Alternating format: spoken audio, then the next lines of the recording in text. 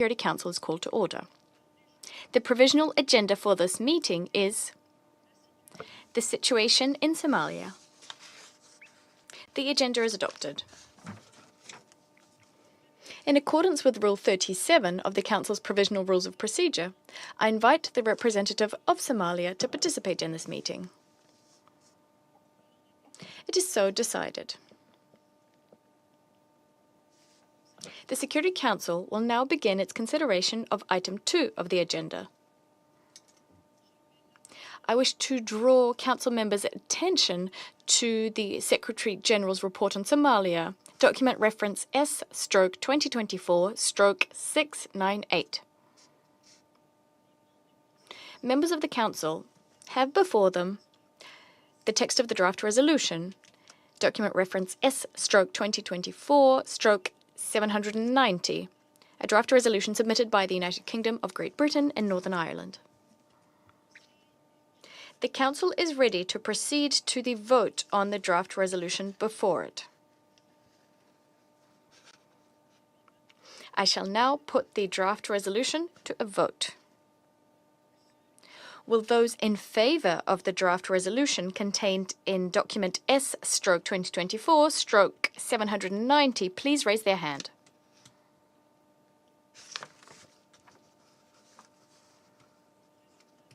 The result of the voting is as follows. The draft resolution received 15 votes in favour.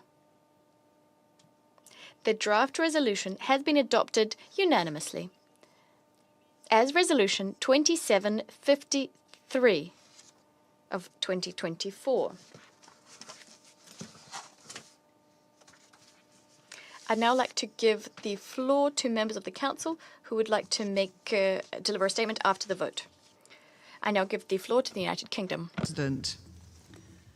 Colleagues, today's vote marks the beginning of a crucial period for Somalia, the UN and Somalia's international partners, as we move into a series of transitions, both of the UN's political presence in Somalia and, beginning next year, the AU mission.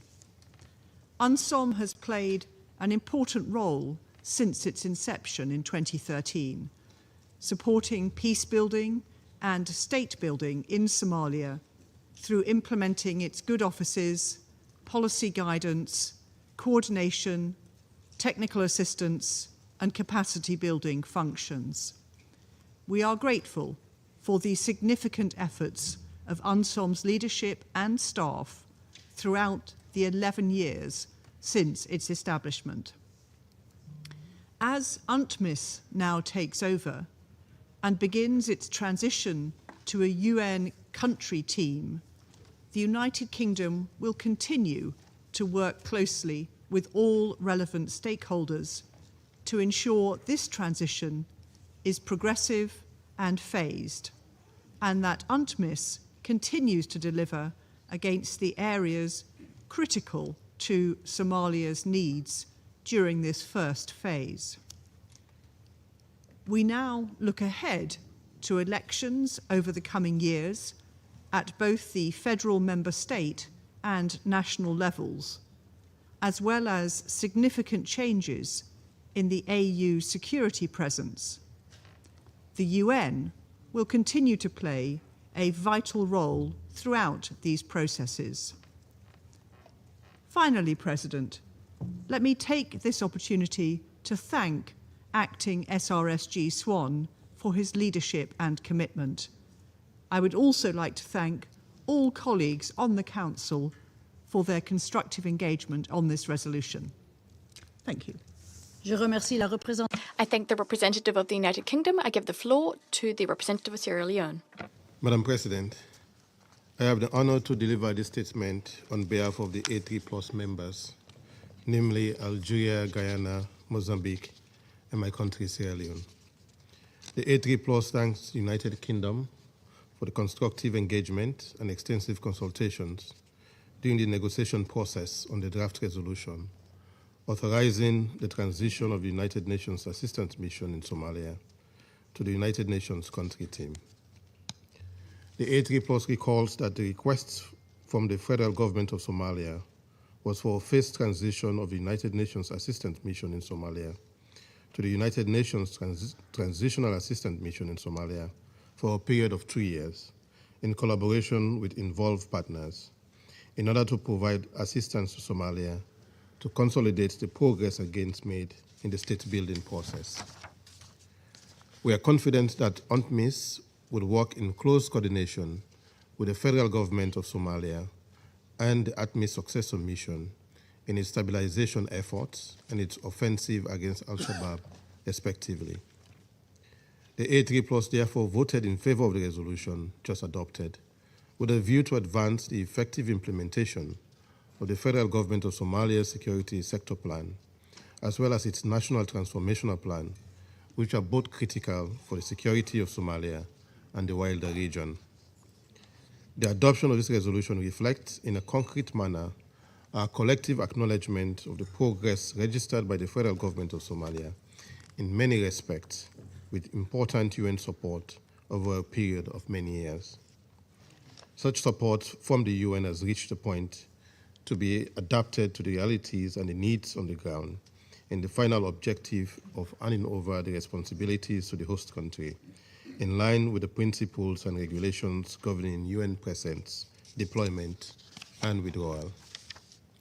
Before getting to the end state, it is necessary to ensure the effective implementation of the resolution to enable UNMIK to support state-building processes, including the constitutional review and efforts to conduct free and fair elections through inclusive and transparent one-person, one-vote processes, including through capacity building, technical assistance, and policy guidance, and facilitation of dialogue to promote reconciliation.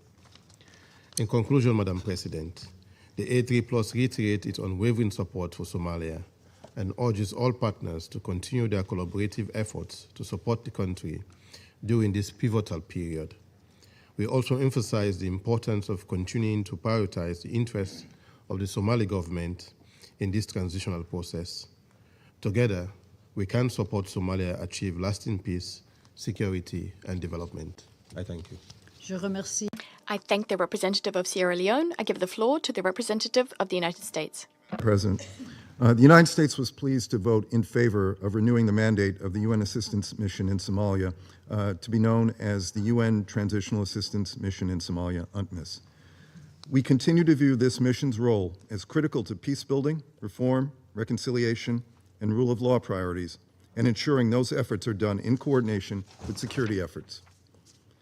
We welcome that this resolution effectively continues UNSOM's mandate from UNSCR 2705, including its field presence, while incorporating recommendations from the joint UN Federal Government of Somalia Strategic Review, including measured phases in transition. We are glad that this resolution requires the Council to consider conditions on the ground before each phase, should the situation change or deteriorate. Additionally, this resolution will allow UNSOM UNTMIS's leadership to exercise its good offices, encourages Somalia to make progress towards finalizing the Constitution, prepare for free and fair national and local elections, advance political, national, and local reconciliation, and promote human rights, including women's political participation, the freedom of expression, and the protection of journalists. At the same time, we are disappointed over the reporting requirements. This is not the time to decrease the number of reports and briefings to the Council, especially when the Council is considering the future of a post-ATMIS mission. Finally, let me add a word of appreciation to Acting SRSG Jim Swan for his years of service in Somalia. We are very grateful for his leadership. Thank you, Madam President. Je remercie. I thank the representative of the United States. I give the floor to the representative of China to take the floor.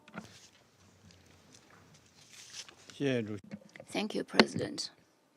Just now, the Council unanimously adopted a resolution to formally commence the phased transition of UNSOM at the request of the Somali government. China welcomes its adoption. Since its establishment, UNSOM has made great efforts to support Somali political process and coordinate international assistance. At this pivotal time of transition, the UNMIK must respect Somali leadership and ownership of the process, strengthen communication with the federal government of Somalia, and provide more tailored support in line with its national development priorities. It is important for the mission to strive to leave more blue heritage before the end of its phased transition. To this end, it must strengthen transfer of knowledge and skills to local employees and broaden procurement channels to help the local economy and improve people's livelihood. Thank you, President. I thank the representative of China. I give the floor to the representative of the Russian Federation. Madam President, the Russian Federation supported the draft resolution submitted by the UK, a resolution on reformatting the activities of UNSOM. We're delighted that the document we've adopted reflects to a large extent Mogadishu's priorities, as set out in the Secretary-General's letter addressed to the President of the Security Council and dated 30th of August 2024. Yet a number of constructive proposals put forward by individual council members weren't taken into account. We note inter alia they included the high-value-added Chinese initiative, an initiative to grow procurement by the UN presence on the Somalian market. We attach particular importance to the fact that in the resolution, the Security Council sets a date for ending the mission's mandate, the 31st of October 2026. On this note, we support Mogadishu's intent to incorporate the mission's functions into the national system at pace. We take as a given that close coordination between UNSOM, the UN country team, and relevant Somalian agencies will be ensured at the requisite level. We stand convinced that ending the mission's mandate and transferring its functions is an important step on the path to state building in Somalia. The ultimate objective being for Mogadishu to get the opportunity to independently ensure peace and security throughout its sovereign territory. I thank you. I thank the representative of the Russian Federation. I now give the floor to the representative of Somalia.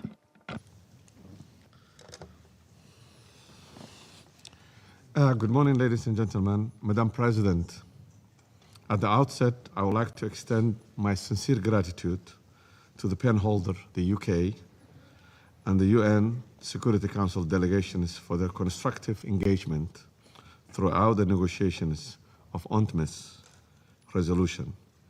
We welcome the adoption of this resolution, which reflects the Council's commitment to implementing the request of the federal government of Somalia on the transitioning from UNSOM to United Nations country team within the next 2 years.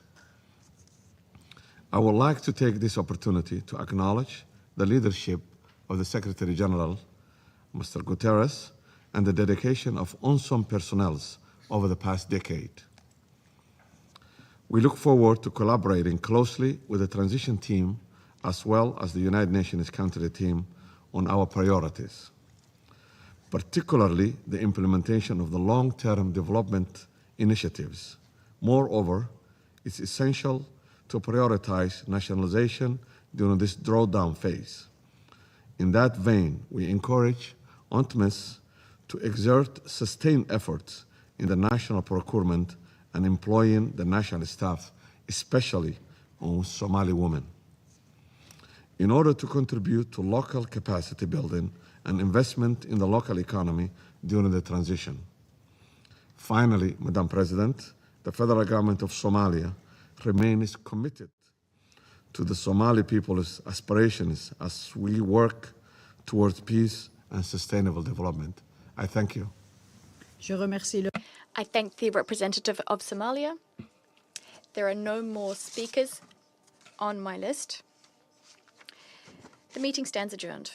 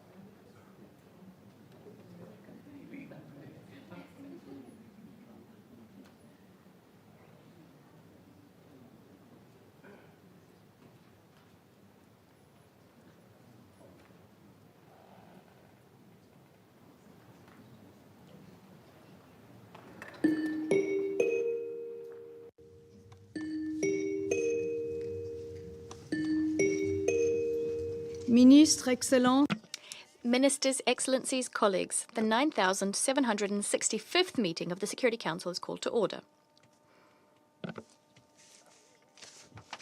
The provisional agenda for this meeting is Security Council Resolutions 1160, 1199, 1203, 1239, and 1244. The agenda is adopted. In accordance with Rule 37 of the Council's Provisional Rules of Procedure, I invite the representative of Serbia to participate in this meeting. It is so decided. On behalf of the Council, I would like to welcome His Excellency Mr. Marko Đurić, Minister for Foreign Affairs of Serbia. In accordance with Rule 39 of the Council's Provisional Rules of Procedure, I invite Ms. Caroline Ziadeh, Special Representative of the Secretary-General and Head of the United Nations Interim Administration Mission in Kosovo, to participate in this meeting. It is so decided. In accordance with Rule 39 of the Council's Provisional Rules of Procedure, I'd also like to invite Ms. Donika Gawala-Schwarz to participate in this meeting. It is so decided. The Security Council will now begin its consideration of item 2 of the agenda. I wish to draw the attention of Council members to document S/2024/741, the report of the Secretary-General on the United Nations Interim Administration Mission in Kosovo. I now have the pleasure of giving the floor to Ms. Caroline Ziadeh. Merci, Madame la Présidente. Thank you, President. Permettez-moi de vous féliciter.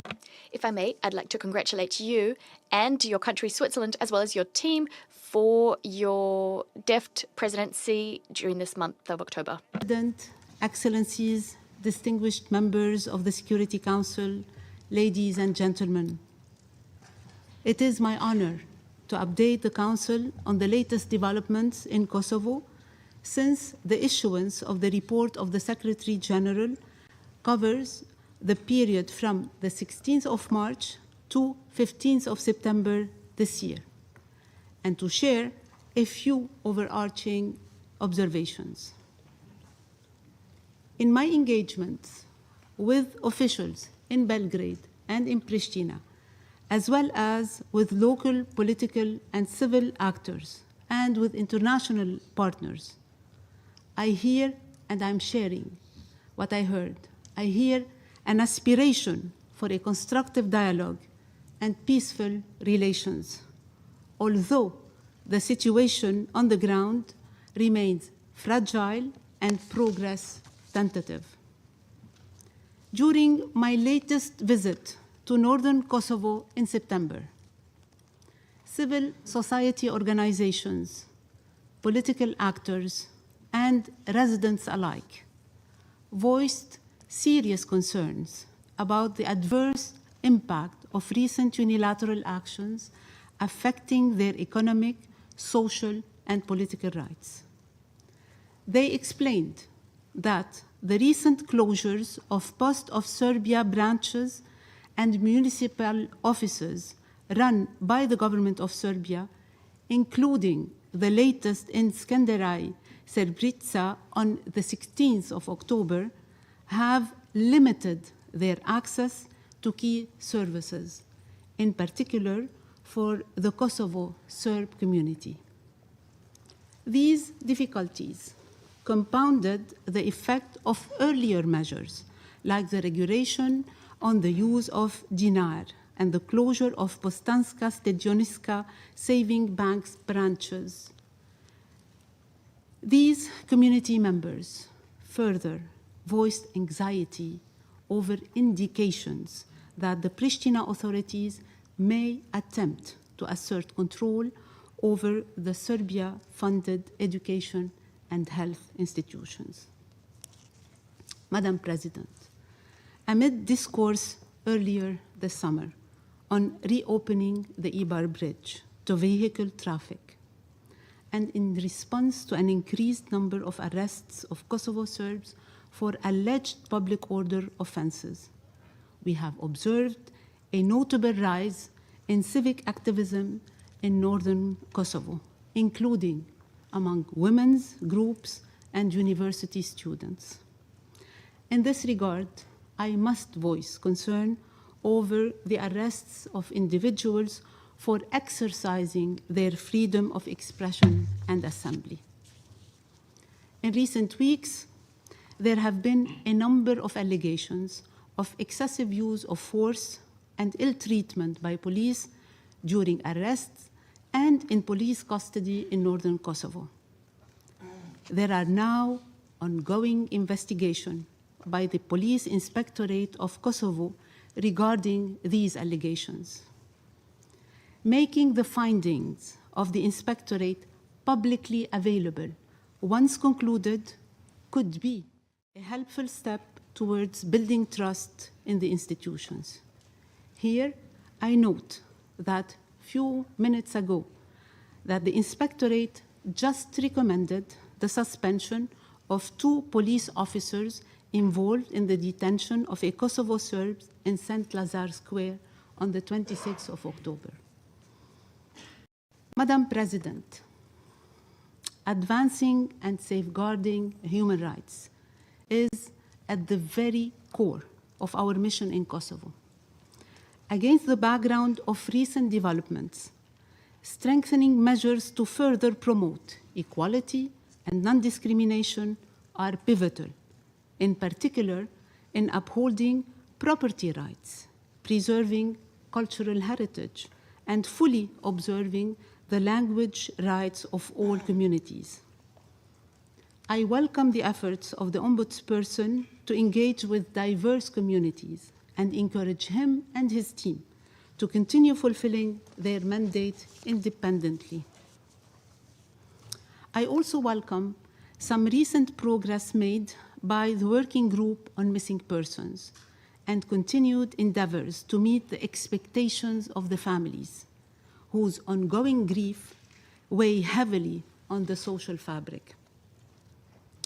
Madam President, a year since the serious security incident in Bańska-Bańskie, I continue to call for timely accountability for perpetrators through thorough, fair, transparent, and independent judicial processes, which are essential for fostering stability. Such act of violence is unacceptable and must not be repeated.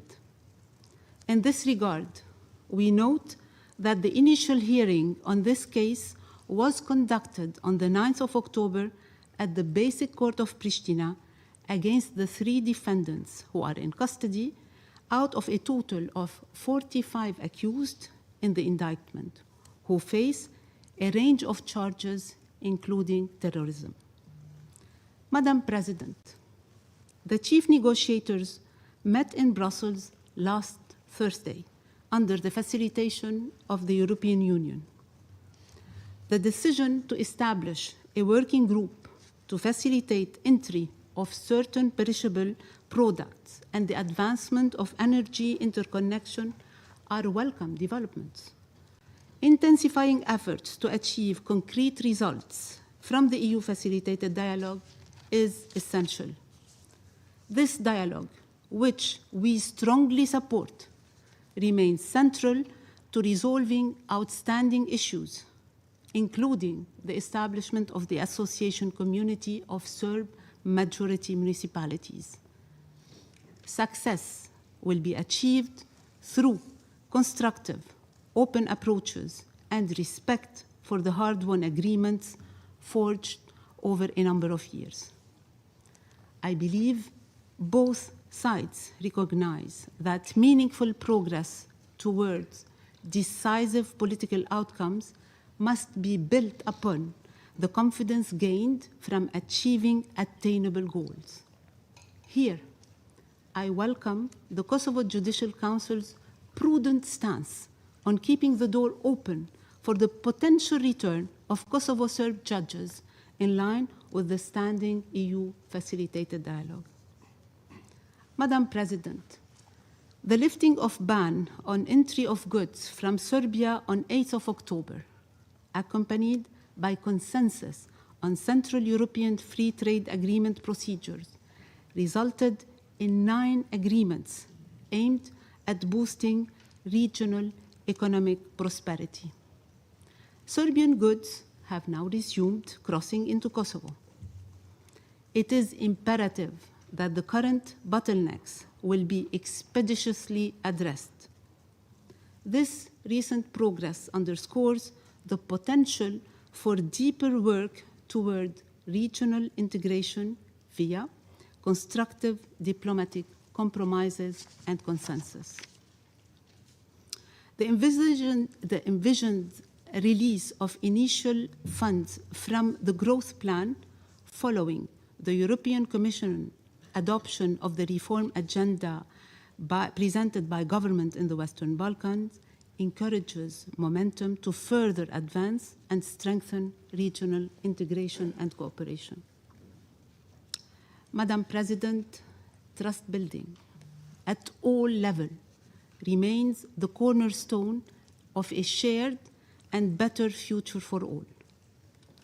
The finding of the recent Trust Index report, conducted by a local NGO as part of the UNMIK-supported Barabar project, highlights the lack of confidence in institutions and increasing pessimism about the future of intercommunal trust.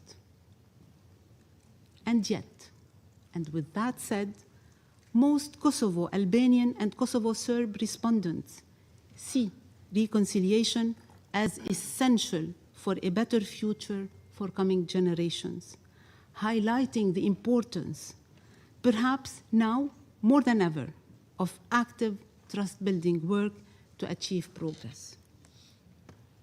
Accordingly, our mission remains dedicated to fostering efforts on the ground that aim to build trust across communities, including in the areas of human rights, rule of law, women, peace and security, and youth, peace and security.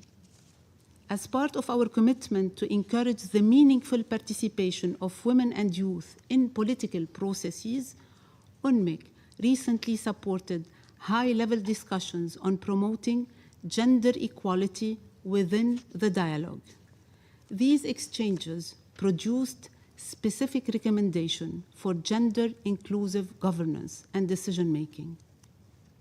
Additionally, building on the successful organization of the regional 6th UN Youth Assembly, 130 local and regional youth delegates participated in the Youth, Peace and Security in the AI Era event, which took place in Kosovo last May 2024. UNMIK continues to organize workshops to equip young people from diverse communities in Kosovo with skills to counter misinformation and disinformation.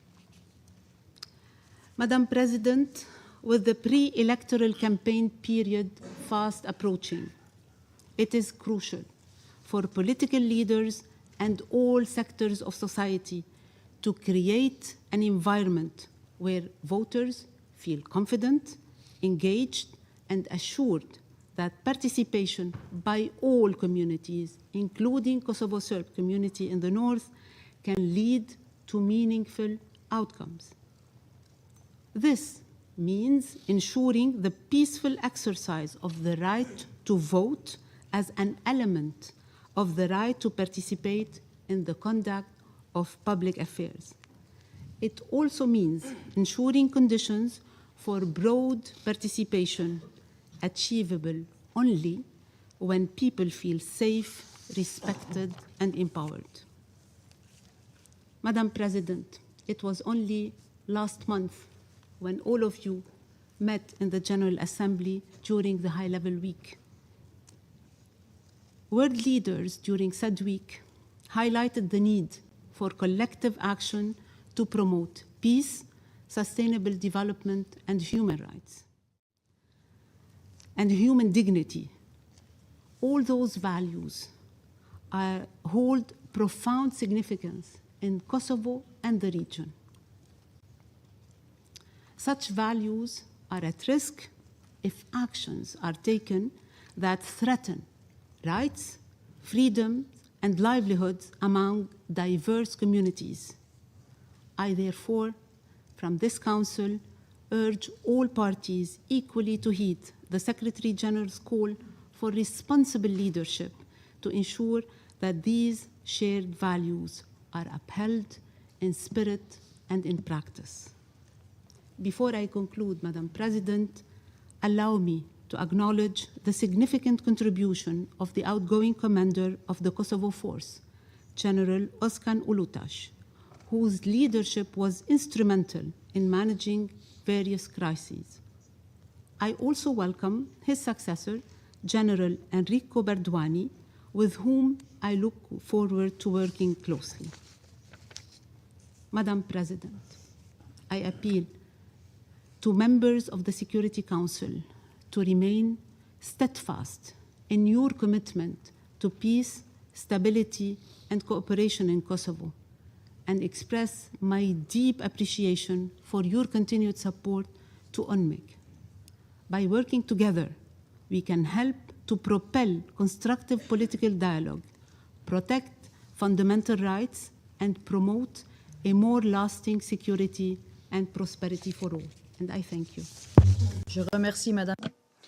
I thank Madame Siadé for her briefing, and I now give the floor to His Excellency Mr. Marko Duric, Minister for Foreign Affairs of Serbia. Merci beaucoup, Madame la Présidente. Thank you very much, Madam President. Of the United Nations Security Council, officials of the UN and Special Representative Ziade, Your Excellencies, ladies and gentlemen. Let me begin by thanking you all for the continued attention in relation to the escalating crisis in Kosovo and Metohija. Faced with dire challenges to the safety and well-being of its people, Serbia remains steadfast in its commitment to peace, stability, and full respect for the principles of the UN Charter, Resolution 1244, and international law. As we navigate these challenges, I want to emphasize that Serbia is fully committed to building a prosperous future for all of its citizens. Speaking as a representative of Serbia, I can proudly say that my country is today a forward-leaning and responsible member of the international community. Serbia is a key European contributor to a number of UN peacekeeping operations, from the Middle East to the Mediterranean and on the African continent as well. Having sustained a record high GDP growth rate for over a decade, Serbia has seen the size of our national GDP more than double over the course of the past decade. We are fostering a business-friendly environment that encourages investments and innovation. In December of this year, Serbia will assume the chairmanship of the Global Partnership for Artificial Intelligence, and in 2027, my hometown of Belgrade will host the Expo 2027 Specialized World Exhibition, creating new opportunities for the entire region. As part of the Open Balkans initiative, launched by President Vučić, Prime Minister Rama of Albania, and the government of the Republic of North Macedonia, we have created a single regional labor market and are welcoming to our country people from across the region. Initiatives like the Digital Serbia project aim to integrate technology into our economy, promoting a knowledge-based society. As we build new industries and create jobs, we are committed to ensuring that no community is left behind in this progress. Sadly, the contrast with what is going on in our southern province of Kosovo and Metohija couldn't be more stark. As a series of UNMIK reports and recent developments reveal, in the past 2.5 years, the situation in Kosovo and Metohija has worsened significantly, with human rights abuses and unilateral moves by the regime of Albin Kurti creating a climate of fear and instability. Today, I'm here to detail some of his regime's serious transgressions against the Serbian community and to appeal for your urgent, decisive action.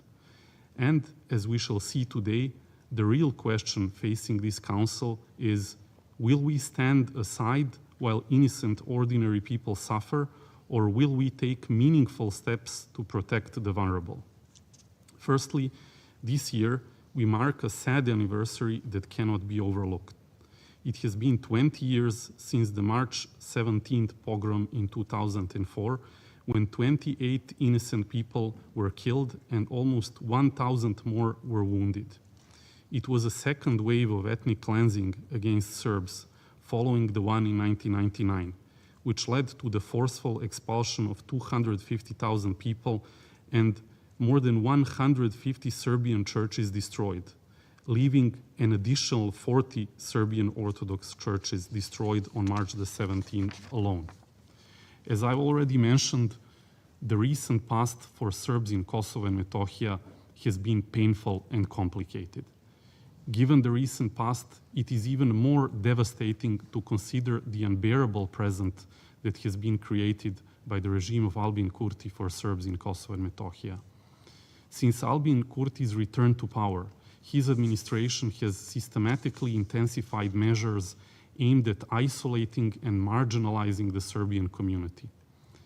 Imagine if your own currency was suddenly banned, pensions stripped away, and social support cut off.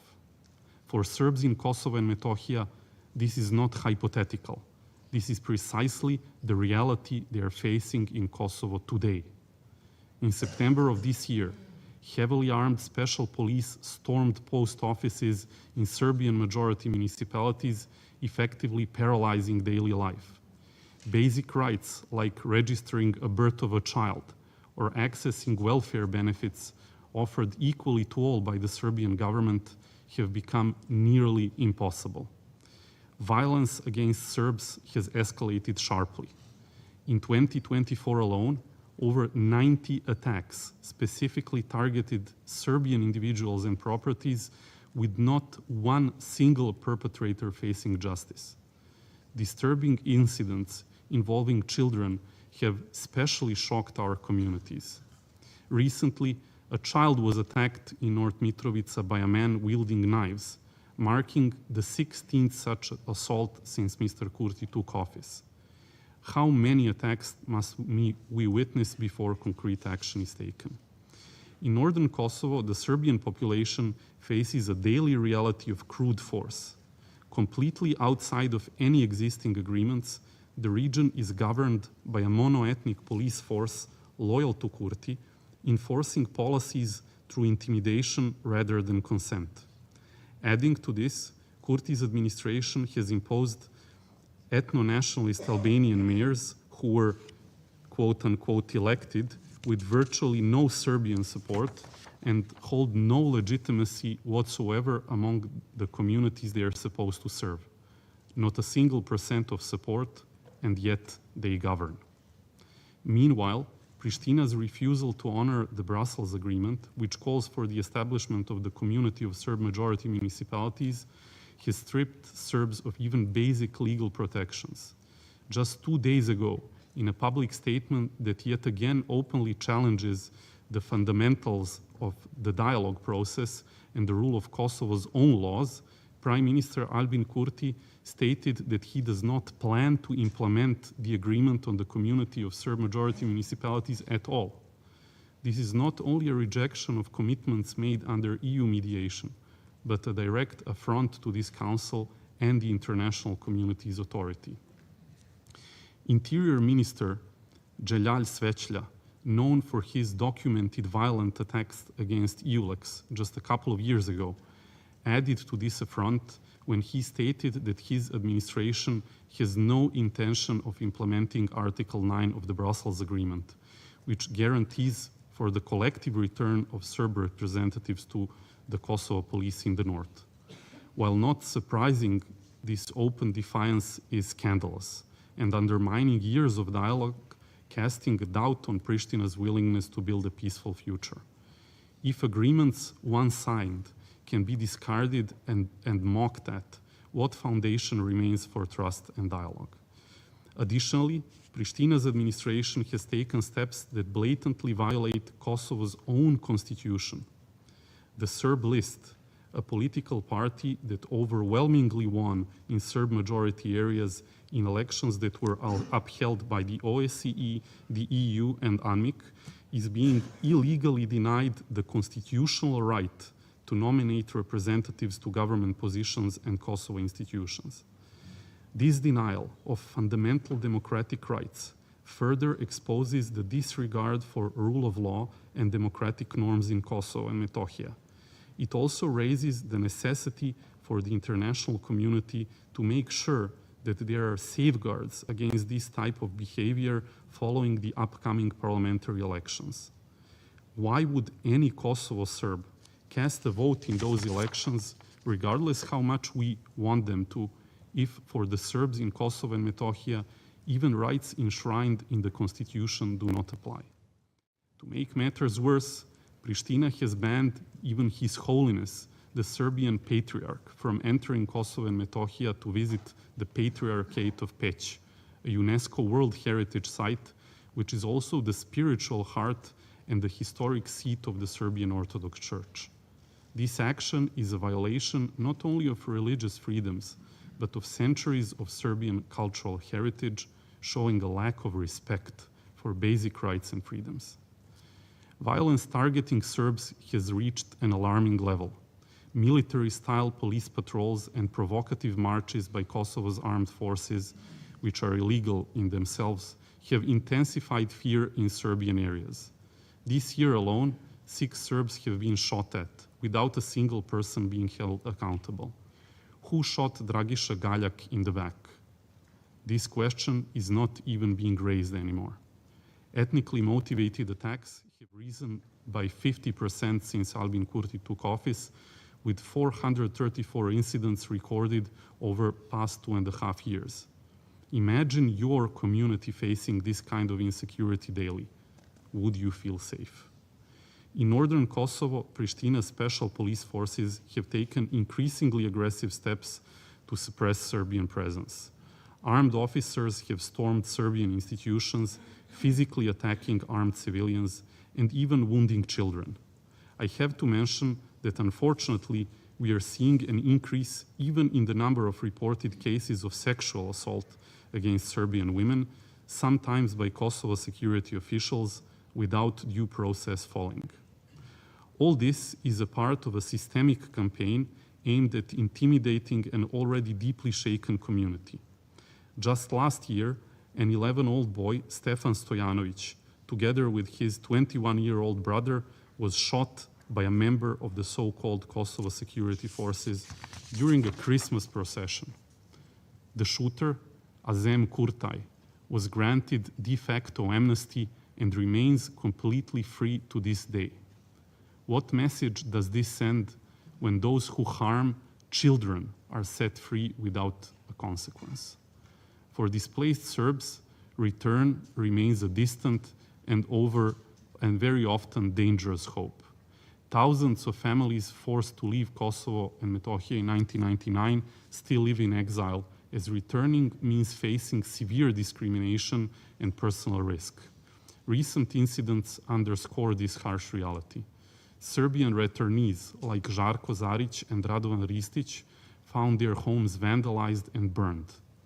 3 houses in the village of Novake were also torched between 2 reporting periods, targeting Serbian families who dared to come back.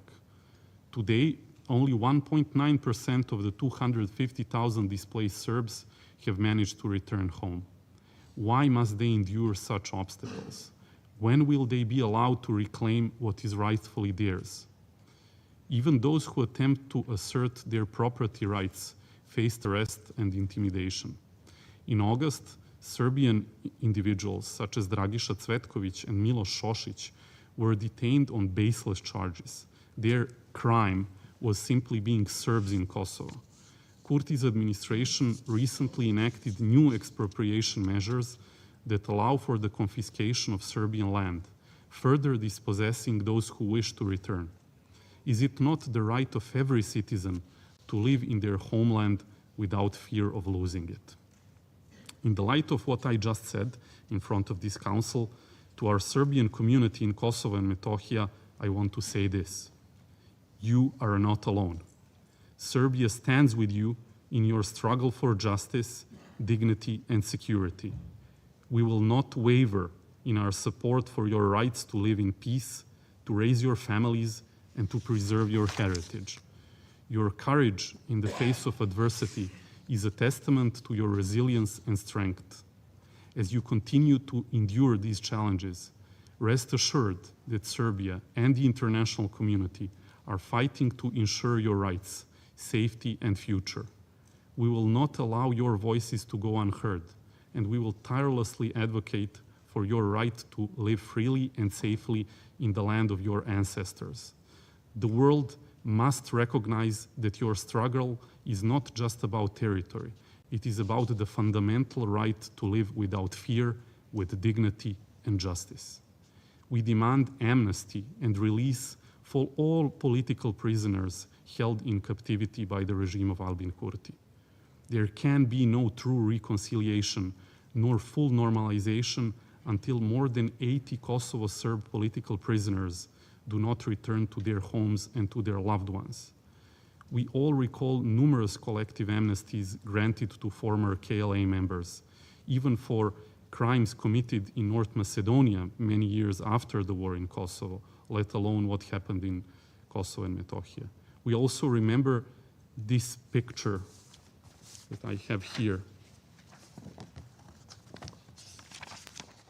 of Kurti's Interior Minister Sveclja standing in front of a burned down ULEX vehicle, and Kurti's mob attacking US Ambassador Tracy Ann Jacobson in Parliament in Pristina, while blocking the work of this body with stun grenades and tear gas for months on end. Are we now supposed to accept that, for example, one Milun Milenković Lune is a terrorist and Sveclja is a law-abiding citizen and even an acceptable interlocutor? To the Albanian community in Kosovo, I want to be clear. Serbia has no conflict with you. Our issue is with the actions and policies of Albin Kurti's regime, not with the Albanian people. We recognize your aspirations for peace and prosperity, just as we do for the Serbian community. We call on you to reject policies of division and conflict and to join us in seeking a future built on mutual respect, security, and cooperation. Albin Kurti has become a mirror image of the regime he set out to fight against more than a quarter of a century ago, and has unfortunately even surpassed it in some elements. He has grown into a true oppressor, discriminator, and divider. Let us together imagine a future where Albanian and Serbian children learn and grow together, where neighbors support one another, and where economic growth benefits all. This future is possible, but it requires rejecting extremist policies that deepen the divide.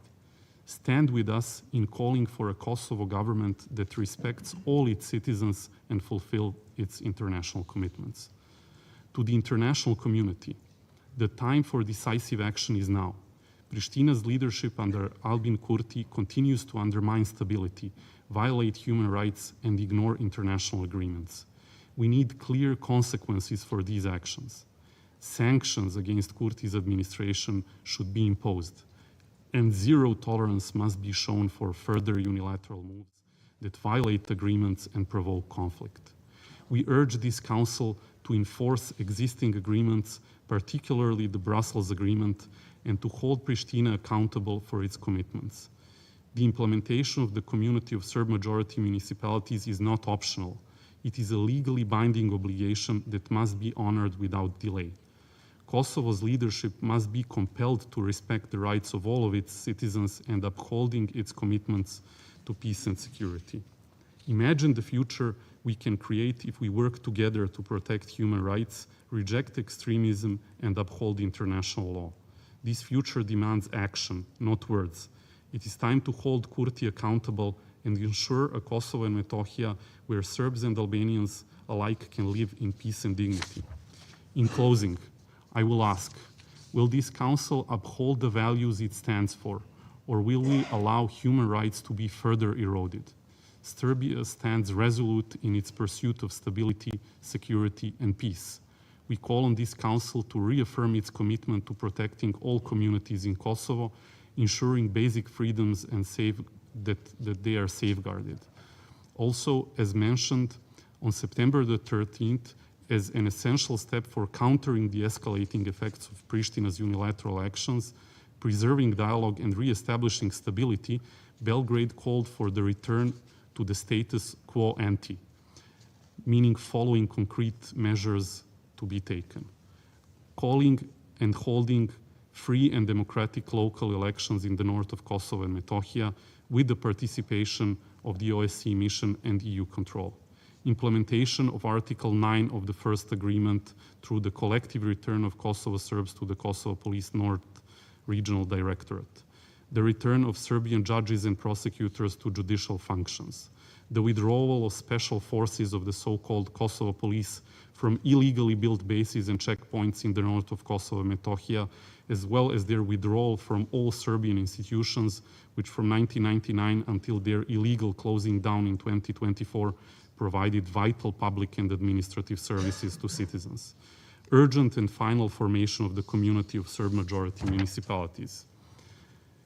Implementation of the guarantees of the European Union and the United States of December 22nd, 2022, and the immediate release of all political prisoners. Immediately enabling unimpeded payment transactions and postal services. Your Excellencies, ladies and gentlemen, let us strive together for a future where Serbs and Albanians live side by side in mutual respect. Building lasting peace will demand courage, honoring past commitments and cultivating trust.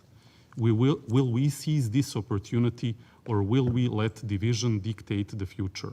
The choice is ours, and history will judge us by it. Thank you. I thank His Excellency Mr. Duric, and I now give the floor to Madam Donika Gervala-Schwarz. Merci beaucoup, Thank you very much, Madam President. Security Council. I need to start by quoting, "A lie can travel halfway around the world while the truth is still putting on its shoes." President Obama said about fake news that even him, when he was president, didn't realize how susceptible we had become to lies and conspiracy theories, despite having spent years being a target of disinformation myself. We are living in turbulent times. Manipulation has become a key tool in an all-out war against free democratic countries. Let me just clear that there is no place in the world, in this globe, called Kosovo and Metohija. It is Kosovo, Kosovo, the Republic of Kosovo, the Republic of Kosovo, but it would be the same as if I would now, every time I mention Serbia, start by calling it Kraljevina or some other names that I will not do. It is concerning to see what even experienced professionals are ready to believe, because they cannot or they do not double-check. They are too busy and often too superficial, just reading from stamped texts, not analyzing properly. What we have had to listen to here today are so many lies that it is sheer impossible to debunk each and every one in the short time we are here together. Most of you do have embassies in the Republic of Kosovo who confirm to you that not one single of Mr. Đuric's statement is true. Let me be clear. Do not trust a single point like such crazy lies that citizens of Kosovo would not have access to health care, to bank account, or to local services. The reality is, we have many Serb citizens in the northern municipalities of the Republic of Kosovo gladly telling us that they finally can breathe freely, without fear, and that they can, for example, get finally their children registered in the municipality after many years. You surely know what you would imagine that China, United States, Slovenia, or Japan, or Switzerland would accept any foreign personal documents for their own citizens issued by a foreign country in a local municipality on the own territory, let alone that this illegal Serbian ruled over territory and the illegal Serbian institutions do constitute a more than a decade-long blatant violation of the 2013 Brussels Agreement, just one among the many Serbia is violating for the whole time. Parallel illegal structures before would not just not issue the necessary papers, offer only illegal ones from Serbia. That was systematic, that was illegal, and it was a clear discrimination by a foreign power, and we liberated our citizens from that oppression. After we established the rule of law, finally, the cry fall and they lie about alleged discrimination. Look at this pamphlet from Serbia that I believe every one of the members of the Security Council has got in the last days. Here is what every one of these statements is simply wrong, because it treats Kosovo as being part of Serbia, what it is not. I use this occasion to showcase only one example, but there are many of them. It shall impress you by presenting an overview of, in reality, non-existing discrimination of citizens of Kosovo. One of these elements, not one single one, is true. They are all false. We establish something new, that is very precious for the citizens in the north, and that is normalcy. Fight against crime, the rule of law instead the rule of crime gangs sponsored by Belgrade. Normal municipal services instead of misuse of public funds. We just established what your established democratic countries are offering to their citizens. Responsible and transparent public service. We will continue to protect our citizens and to widen the services they deserve and which they have missed for so many years. Not only the people in Kosovo are fed up with the continuous Serbian lies. For a reason, Vučić is losing influence among Serbian citizens of the Republic of Kosovo. If they do not believe the lies and the propaganda, no one should. But that is only one aspect. Madam President, we need to talk about the danger that some are afraid to mention. We need to talk even about war, how to prevent a next war in Europe, of which some say Putin could target the Balkans next. Putin's proxy Vučić is protecting the terrorists who led the paramilitary attack of Serbia against the Republic of Kosovo on September 24th last year. Their leader, Radojčić, one of the most brutal and richest people in Serbia, not rich by inheriting wealth from his parents, but by crime, was involved in escorting and even killings of Serbian citizens of Kosovo. Kosovo wants him extradited. He is responsible for the killing of our police officer and national hero, the Sergeant Afrim Bunjaku. This Mr. Đurić knows him well from his years as Vučić's right hand in his fight against Kosovo in the years 2013-2020. Đurić and Radojčić, the killer, were allies in suppressing decent Serbian citizens who just wanted to live a normal life. Đurić was in charge when Radojčić was involved in killing Kosovar Serb politician Oliver Ivanović. He was gunned down on the street in front of his office. Radojčić is the main suspect in his murder as well. And Đurić was meeting with him again, having a coffee recently in Belgrade with that criminal and terrorist. That shows the type of characters we are dealing with. Who else here is comfortable hanging out with a brutal killer? and because we started in showing photographs and not to leave any space for disinformation. So this is Radojčić, and this is the now Foreign Minister of Serbia, Marko Đurić. Serbia's attack on September 24th last year was planned as a military invasion and annexation of a peaceful country with thousands of NATO troops. To make it clear, that was the first attack of the Putin alliance against a country with NATO presence. It's a test for the West, a test for more. And Vučić and Putin are not giving up. Therefore, we need first deterrence, then dialogue, in that order. Only with credible deterrence, peace and security will be safe.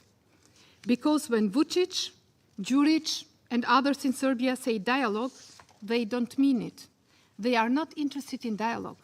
They are interested in destroying the independent Republic of Kosovo, even by force. Nobody must be fooled. They have proven it, and they will try again. Therefore, Kosovo is thankful to NATO and our allies for increasing their troops in order to deter Serbia from a next aggression. The defense minister of Serbia, who prepared the paramilitary attack on Kosovo for more than a year, got a promotion by Vučić. He is the new Prime Minister of Serbia. EU President von der Leyen rejected to meet him these days because of his active connections with Russia. Vučić also promoted an old friend who is under sanctions by Western countries, but is the messenger between Putin and Vučić, some Mr. Vulin. He is explicitly anti-Western and pro-Russian. He was a close AD of Milosevic and laid flowers just some months ago at the grave of mass murderer Stalin before getting awarded by Putin personally. He is now the Deputy Prime Minister of Serbia. He is just on his trip to Belarus. Mr. Đurić, along with his successor Petković, was among the leaders of the violent attack against US Embassy in Belgrade that set on fire by a violent mob. Now he is Foreign Minister of Serbia. That is the Serbia of 2024. We are not talking about the 90s. We are talking about 2024. And this is just a part of the dark picture. Do not believe these dangerous people a single word you cannot check for yourself. All these developments are most concerning. Vučić is preparing and ready for more. All across Serbia, not only murals of war criminals indented or convicted by UN tribunal can be seen. Also, gigantic murals are surfacing since many months, which announce the Serbian army will return to Kosovo. Such huge murals in such an autocratic country do not appear by chance. Ever more experts are warning that Serbia is resembling the fascist Serbia of the 90s. Serbia has become the biggest threat to peace in Europe, right behind Russia. Both Putin and Vučić have a dark legacy, a legacy of aggression and genocide. Both of them need to be stopped, ladies and gentlemen. The problem for Vučić's people is not any association. The real problem is our sheer existence. For them, the association is not at all a tool to ease the lives of citizens. It is just another option for trying to break away a part of our country. Like Putin with Ukraine, Vučić wants nothing short of the disappearance of the Republic of Kosovo. In 1999, he played an integral role in the genocide against our people. This man should never be president of the country. He should be on trial or in jail. He keeps promoting a racist ideology of Serb supremacy, similar to Russian supremacy. Serb nationalists want a so-called Serbian world, similar to the Russian world. All Serbs should live under Serbian rule. That's their public statement. The last time Serbia was going into that direction, it waged 4 wars with more than 100,000 people killed. Vucic's legacy of war and violence is a warning. Fascist ideologies are not folklore. They are dead serious in the very sense. In his core, Vucic has not changed. He is a man of violence since a young age, even of killing.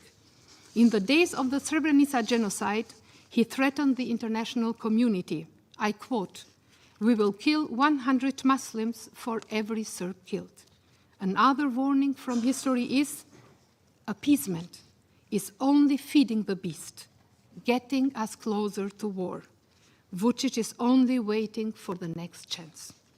If it would not be for NATO troops in Kosovo, Vucic and Putin would have tried an invasion for a second time within just 1 year. At the same time, Vucic blocks the EU-mediated dialogue that has broken down because of him. Vucic rejected to sign an EU proposal in Brussels. We were ready to sign it, as you all know.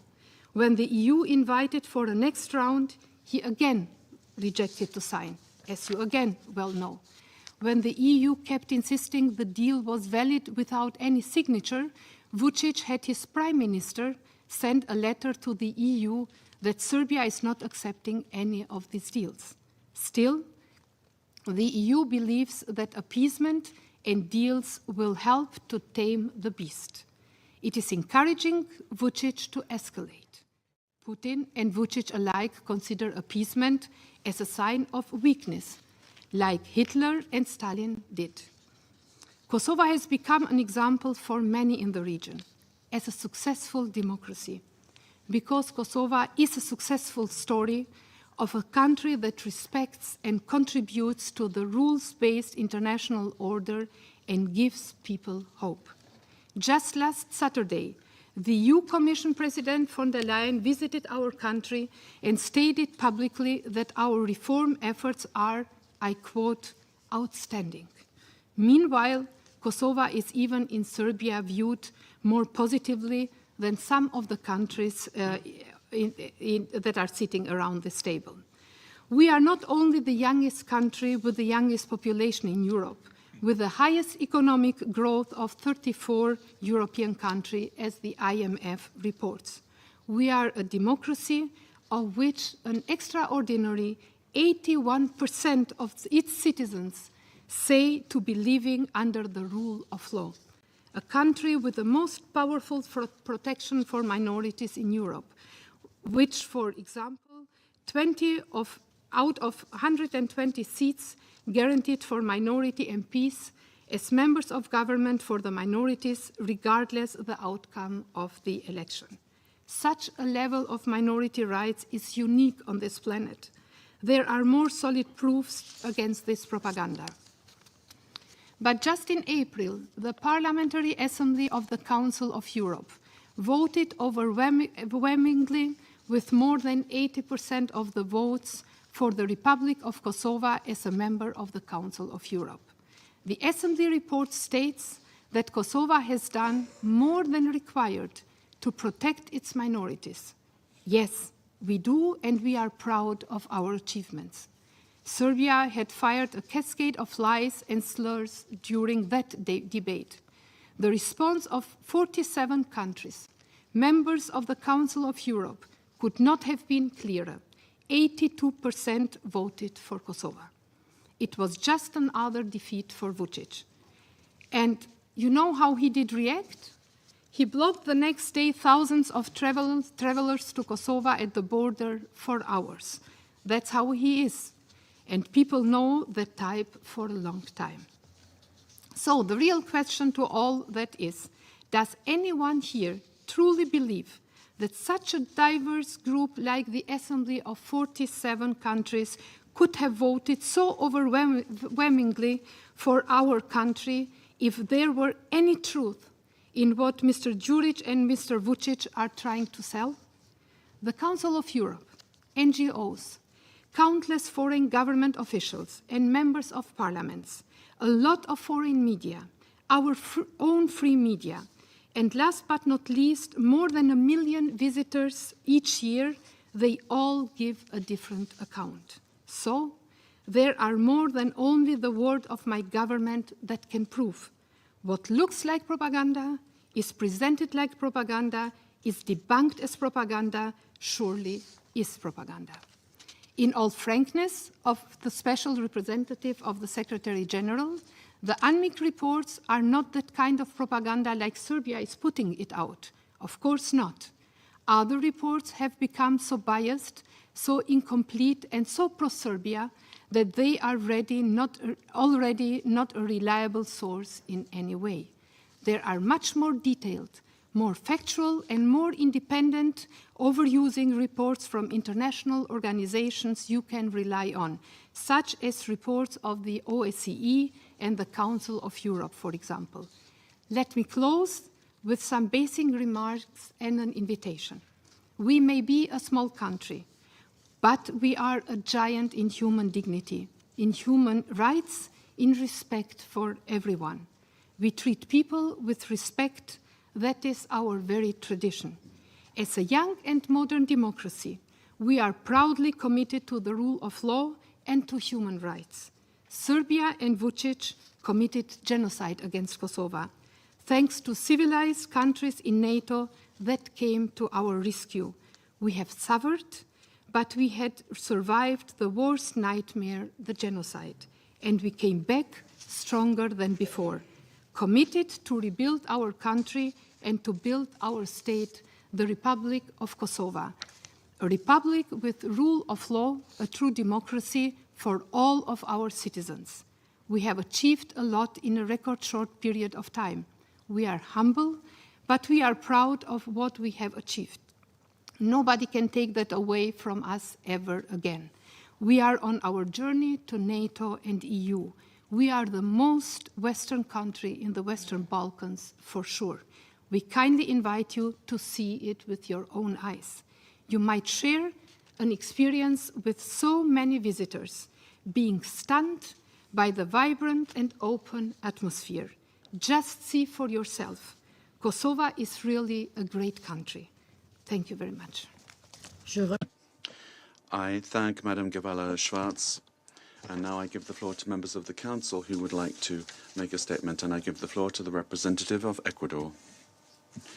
Madam President, I'd like to begin by recognizing the presence of the Minister for Foreign Affairs of Serbia, Mr. Marko Duric, to whom I listened carefully.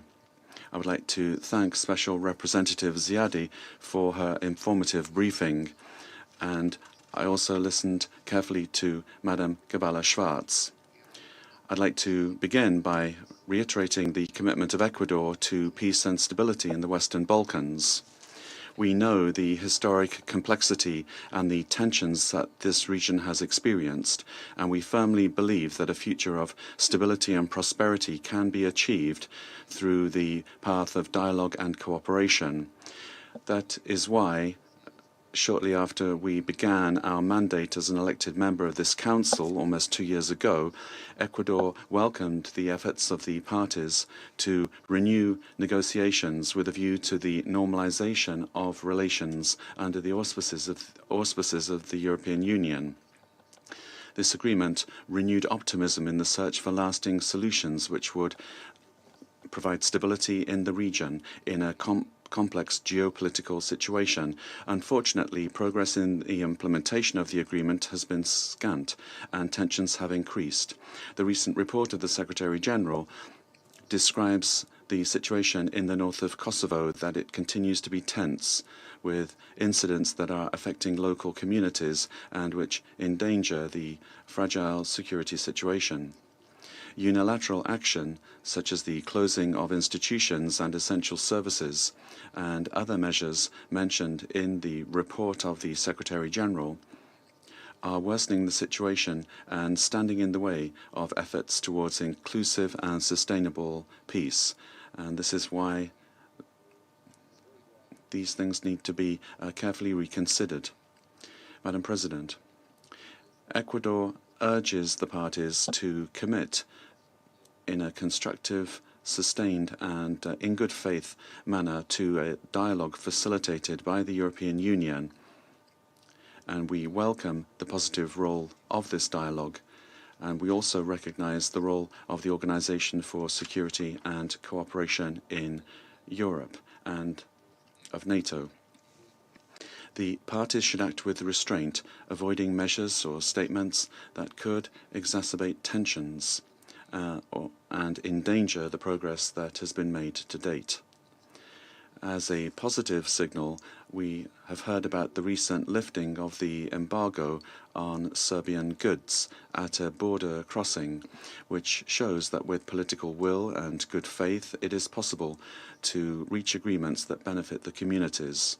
The protection of minorities, the guarantee of their socio-economic rights, and their participation in institutions and decision-making processes promote social cohesion and help to build sustainable peace. This includes making progress on work for the establishment of the community of Serb-majority municipalities, as is established in the first Brussels Agreement. That was 10 years ago.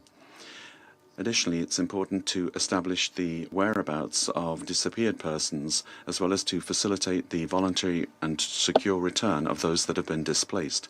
Madam President, during our term in the Security Council, we have seen that UNMIK continues to be crucial for promoting peace, dialogue, and stability in the region.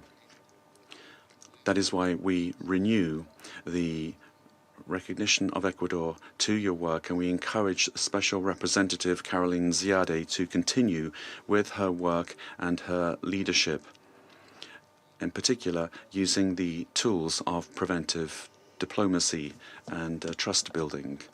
In conclusion, I'd like to say that my country also believes that in your work, Madam Ziade, it is important that the priorities of the Women, Peace and Security Agenda and Youth, Peace and Security Agenda be reflected.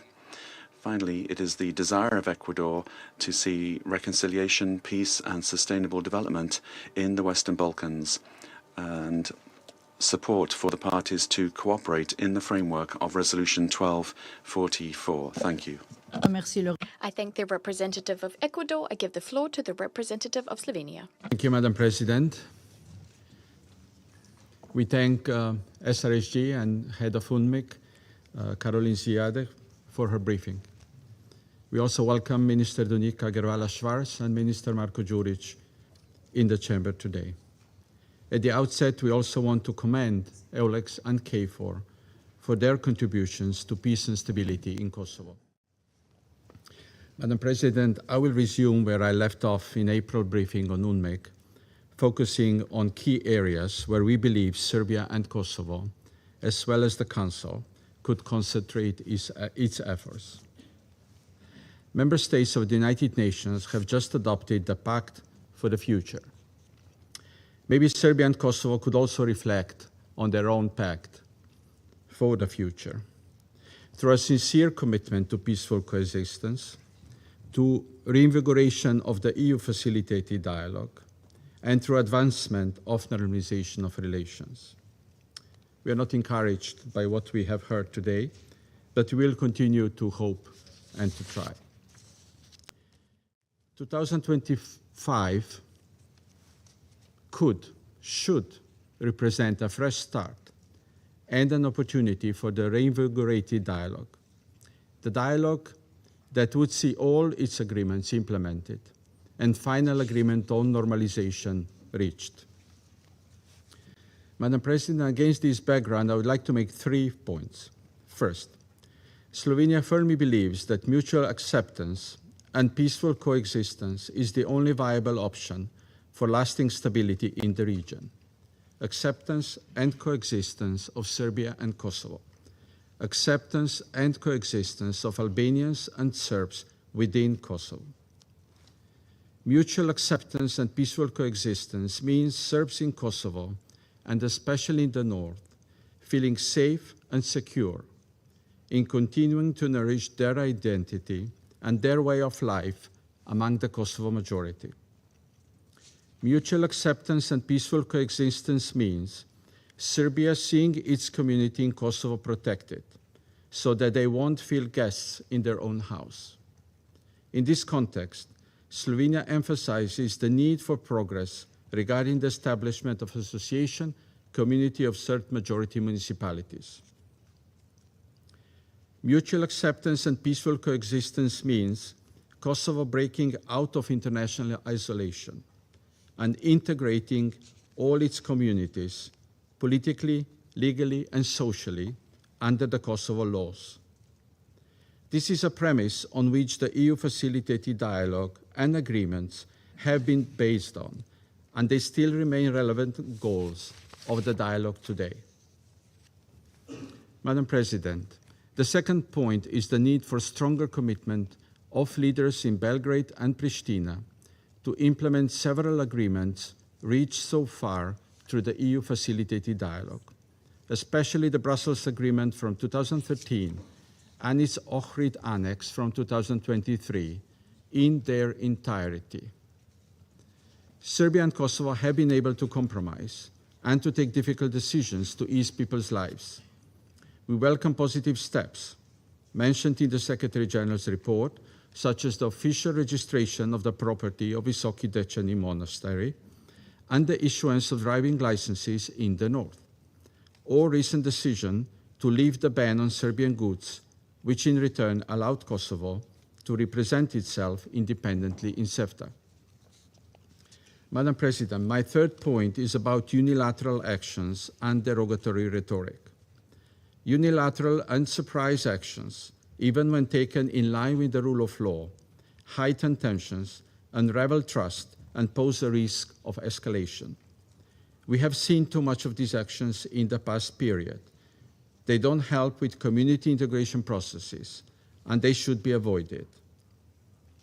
However, upholding the rule of law is crucial, and in this context, we urge Serbia to collaborate in pursuing justice for the attack in Banska last year. A word also about derogatory rhetorics.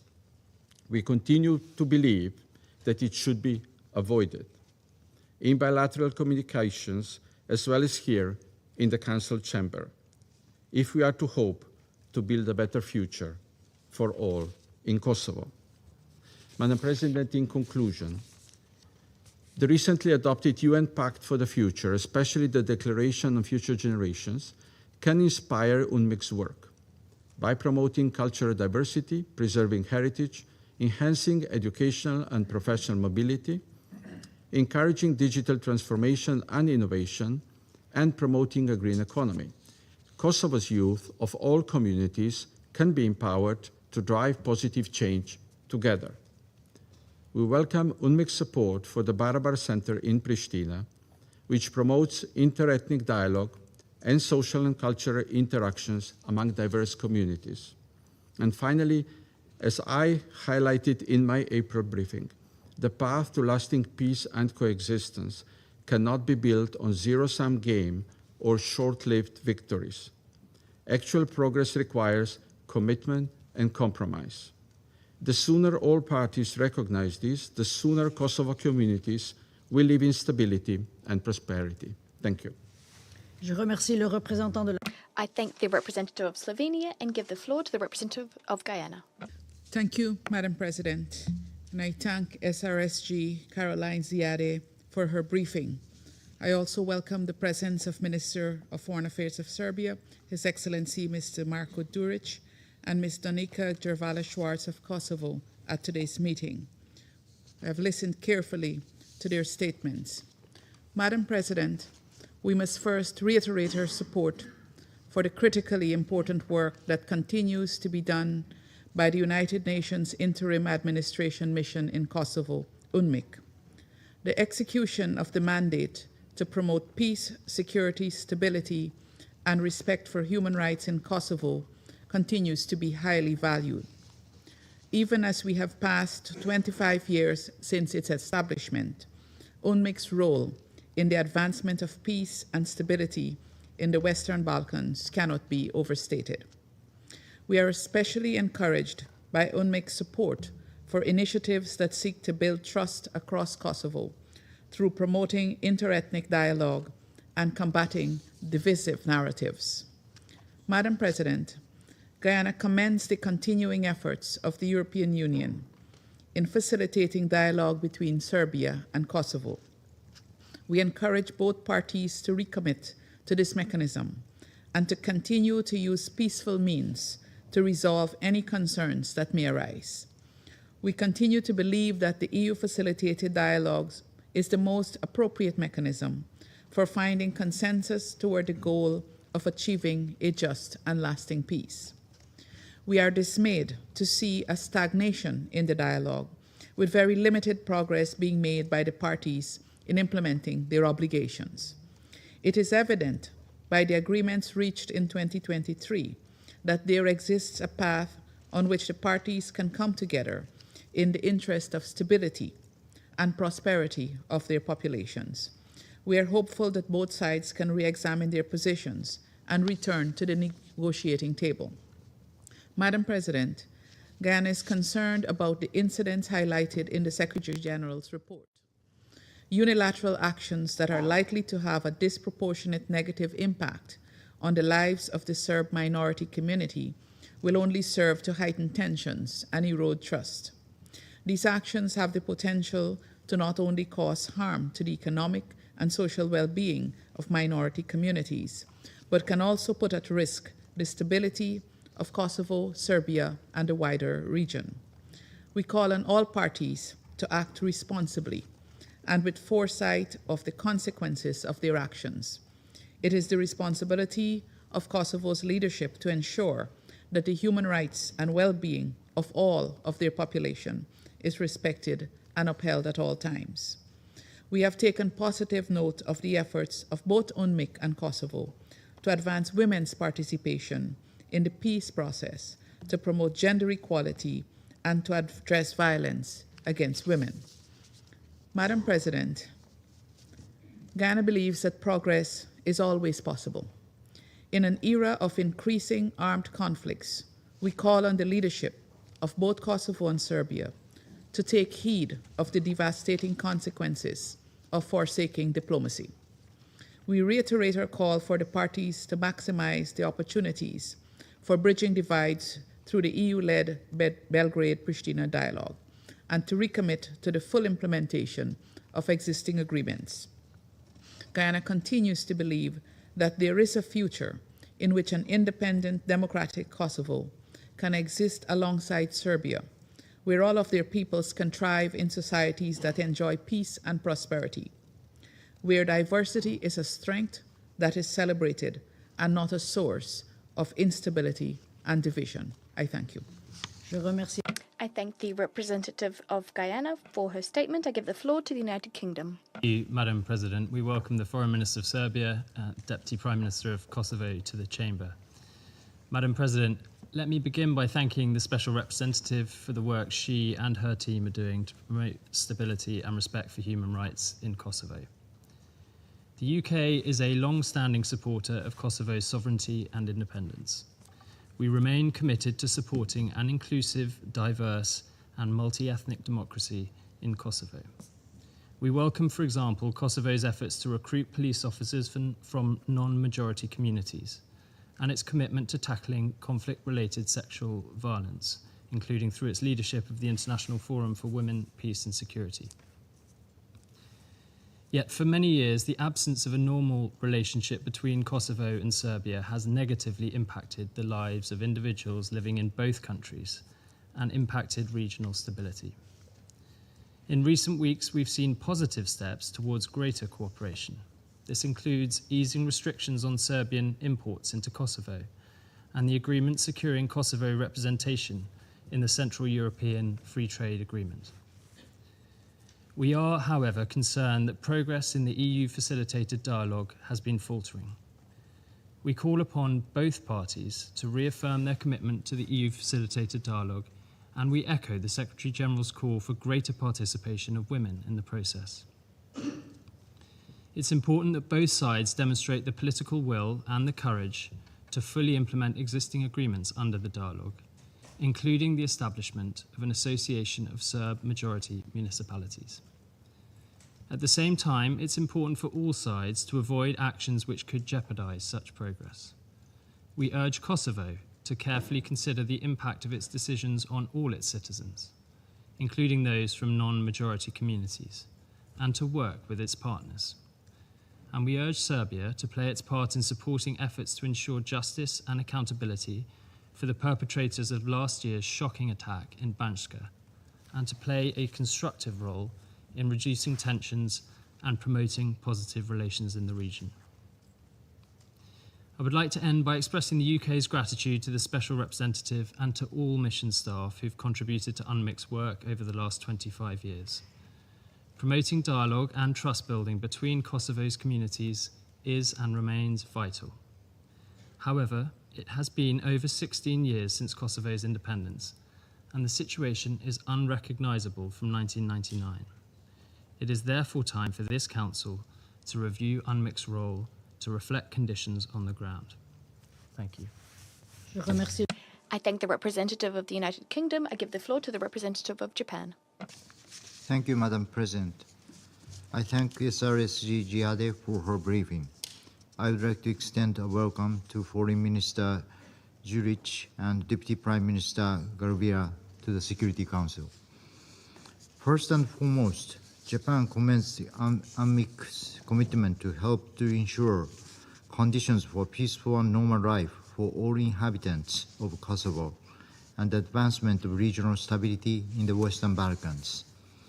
We also thank Ms. Giade for her leadership and active engagement with local and international partners to promote mutual trust between the parties. Madam President, Japan has supported peace and stability in the Western Balkans alongside its people, who have rebuilt their lives from the tragedy of war. We have also worked together in the process of Kosovo's development based on the rule of law and democracy since its independence. It is important to promote peace and stability and cooperation among the countries in the region. The accession of the Western Balkans to the European Union will contribute to these aims. In this regard, Japan has been supporting the Western Balkans in their efforts to socio-economic reform and reconciliation for decades, which was accelerated by the launch of Japan's Western Balkans Cooperation Initiative in 2018. The initiative aims to support reforms in the Western Balkan countries toward EU accession and to facilitate regional cooperation. Japan's foreign minister visited Serbia and Kosovo in July this year and had candid dialogues on our bilateral relations, respectively, as well as the future of the region. That is our renewed commitment to help to seek reconciliation among the parties. Madam President, as a country that has fostered a long friendship with both Serbia and Kosovo, Japan remains concerned about the situation on the ground, where there have been several negative incidents. We take note of the report by the SRSG as well as that of K4 and UREX, which assess that the security situation in northern Kosovo remains fragile after a series of incidents sparked tension. We reiterate the Banjska attack last year must be fully investigated and the perpetrators must be held accountable based on an impartial investigation. In addition, we underscore the importance of full and transparent communication and continuous dialogue among the parties regarding policies with a significant impact on regional stability and daily life. Fomenting distrust is not a constructive approach. We solicit all parties to refrain from any action that could lead to further tension and escalation. It is ordinary people who suffer from the consequences of such actions. Needless to say, the protection of human rights is a basic responsibility of all nations. Japan strongly urges both parties to constructively engage in the EU-facilitated Belgrade-Pristina dialogue and find solutions for unresolved issues, which is essential to peace and stability in the Western Balkans. It is also important for both parties to recommit existing agreements, such as the Brussels Agreement and its annex, and the Ohrido Agreement of 2023, and to continue to implement them in a good faith and in its entirety, including via the establishment of the Association Community of Serb Majority Municipalities. Madam President, since its establishment in 1999, UNMIK has played a critical role in supporting Kosovo. We also recognize the situation in Kosovo is very different from 25 years ago. Therefore, UNMIK's role should be reviewed accordingly. In conclusion, Japan will continue to work with all stakeholders to achieve peace, stability, and reconciliation in the region. Thank you. I thank the representative of Japan. I give the floor to the representative of Mozambique. Thank you, Madam President. Madam President, we thank the Special Representative of the Secretary General and Head of UNMIK, Ms. Caroline Ziade, for her comprehensive briefing. We welcome His Excellency Mr. Marko Đurić, Minister for Foreign Affairs of Serbia, in this meeting. We also welcome the participation of Ms. Danica Gervala-Schwarz in this meeting. Madam President, Mozambique is concerned over the rising tensions in the territory. They have the potential of poisoning and deepening the inter-ethnic relations in Kosovo and thus threaten the stability in the region. The resort to incendiary political rhetoric by the parties is also a matter of concern. It may inspire some sectors to engage in violence as in the past, with negative impact on negotiations. Madam President, despite years of dialogue and a number of agreements signed, the path to reconciliation and peaceful coexistence between Belgrade and Pristina continues to be long and difficult. We therefore wish to encourage continued efforts to break this deadlock and pave the way for lasting stability and harmonious coexistence. We urge the parties to resolve their outstanding differences through dialogue and diplomacy. We encourage them to remain committed in good faith to a constructive engagement so as to finding the necessary compromises. We urge all parties to abide by the Security Council Resolution 1244. Madam President, we concur that the involvement of all key stakeholders in the process, including women, youth, and civil society, ensures comprehensive and sustainable solutions. On the other hand, this approach can bridge gaps and build stronger and more resilient communities.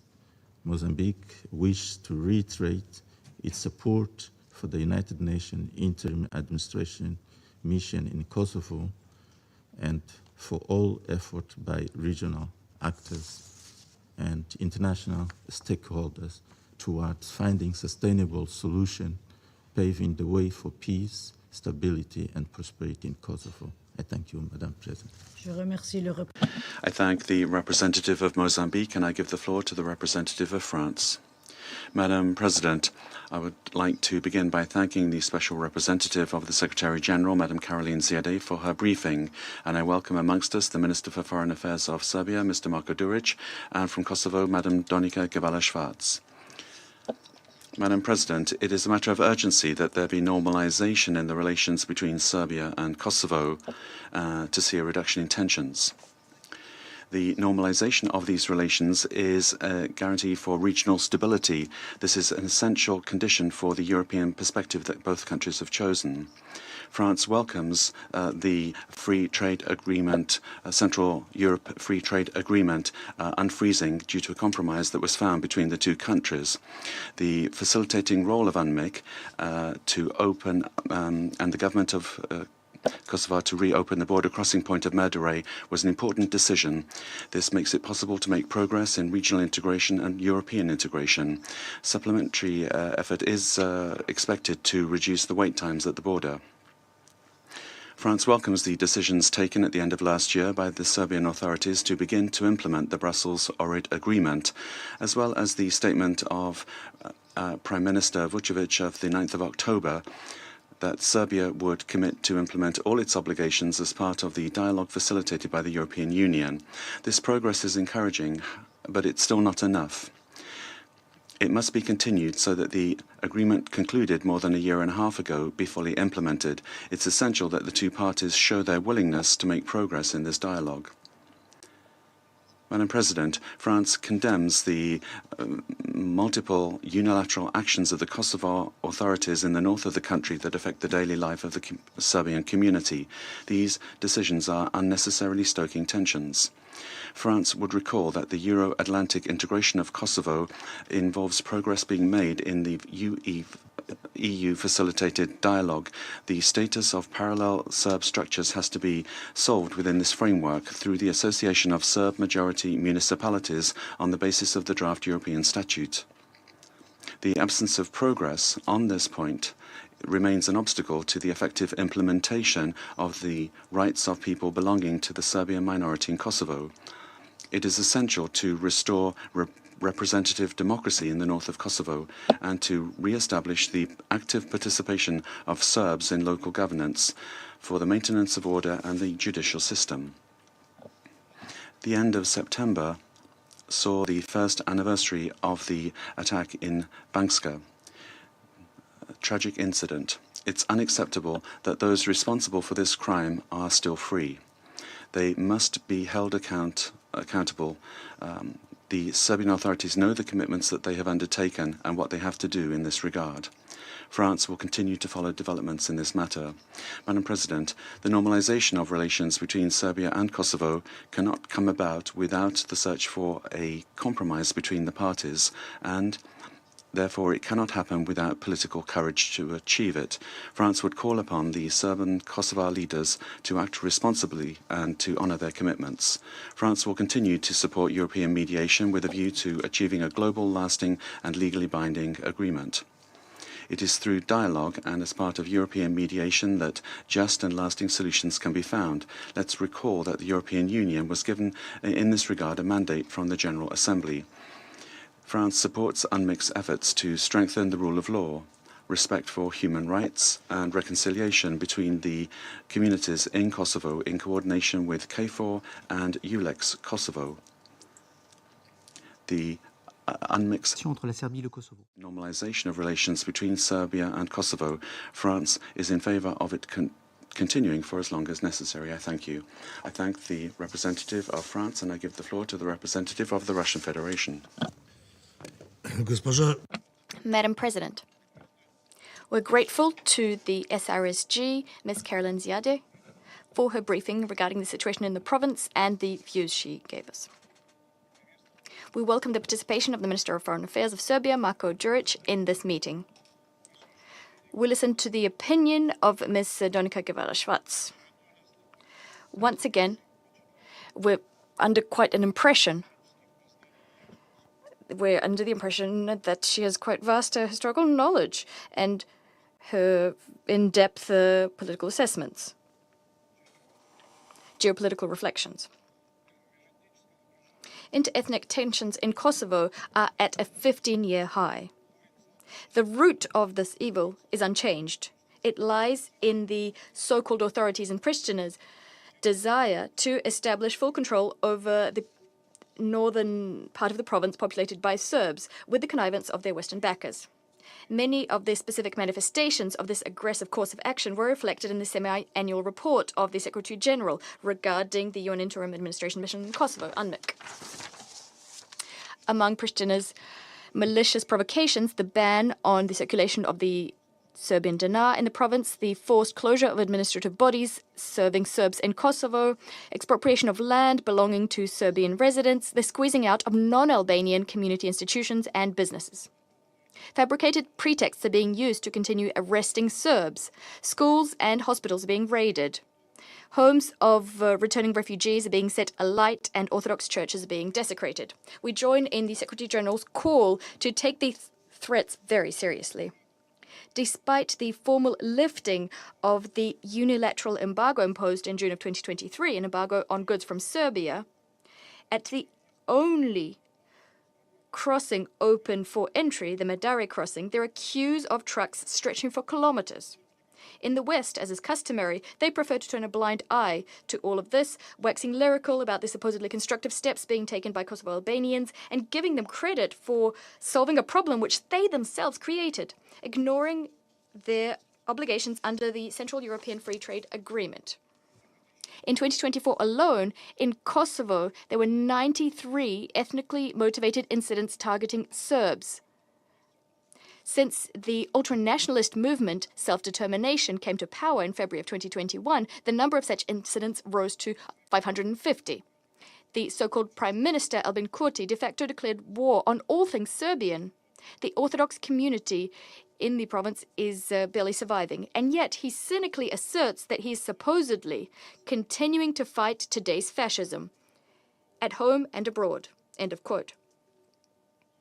Systematic terror targeting Kosovo Serbs is best explained by the catastrophically low rates of refugee return mentioned in the report. Only 13 people over the last 6 months have come back, of which only 7 are Serbs. At the same time, the departure of non-Albanians has risen sharply. This threatens not only the traditionally multi-ethnic structure of society, but also the long-term socioeconomic prospects of the province. It's clear that unless we push back against Mr. Kurti, he'll continue clearing out Serbian enclaves, and his appetites will only grow. An example of this is his demand to open Serbia's airspace for flights to Kosovo, commercial flights. Yet the West continues to support Pristina, trying to prop up its international legal personality. Kosovo's status in the NATO Parliamentary Assembly has been raised, and much work has been done to get the province Council of Europe.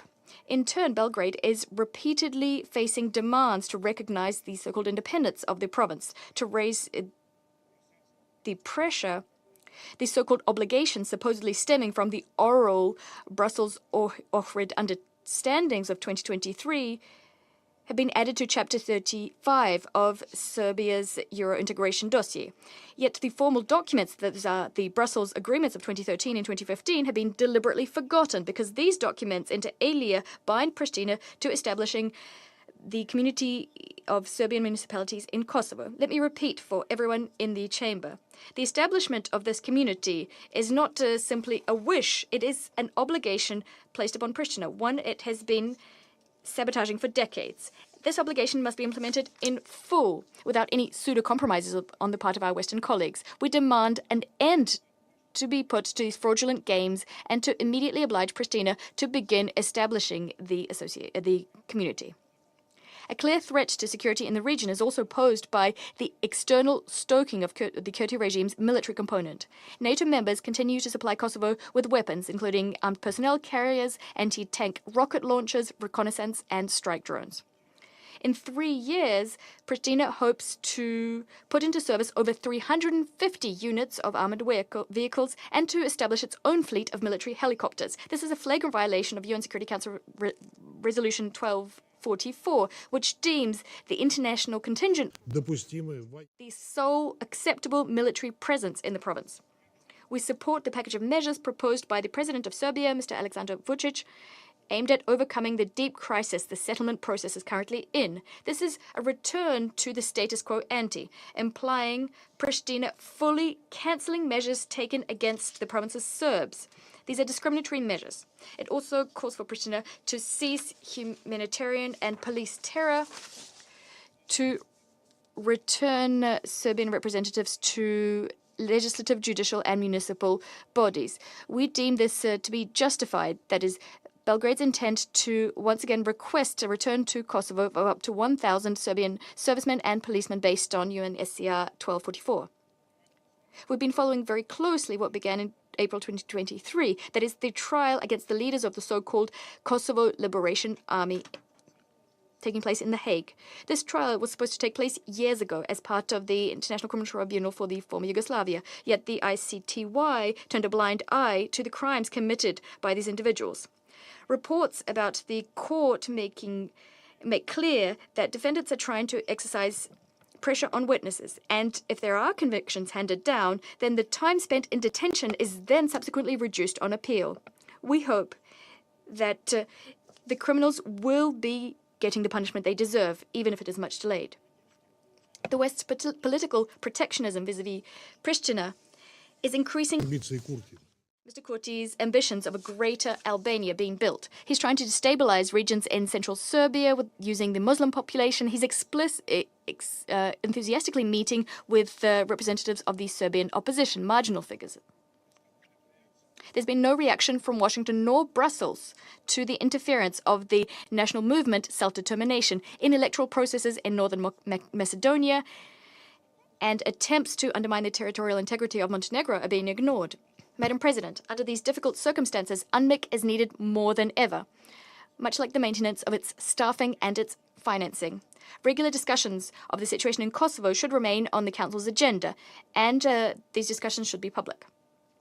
We draw your attention to the fact that to date, Kosovo Albanians involved in the detention on the 28th of May 2019 of a Russian citizen serving in UNMIK, Mr. Mikhail Krasnoshokov, and in inflicting serious bodily harm on him, these individuals have not been brought to account. Another Russian citizen, Mr. Andrei Antonov, on the 31st of December 2021, was declared persona non grata, and his personal security was put at risk, and this was done by an unlawful decision taken by the province authorities. No one has been brought to account for that either.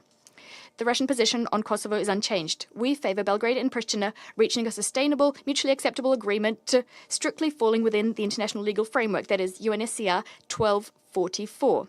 Such an outcome would satisfy Belgrade's interests and the Serbian people and would secure the support of the Security Council. I thank you. I thank the representative of the Russian Federation. I give the floor to Sierra Leone.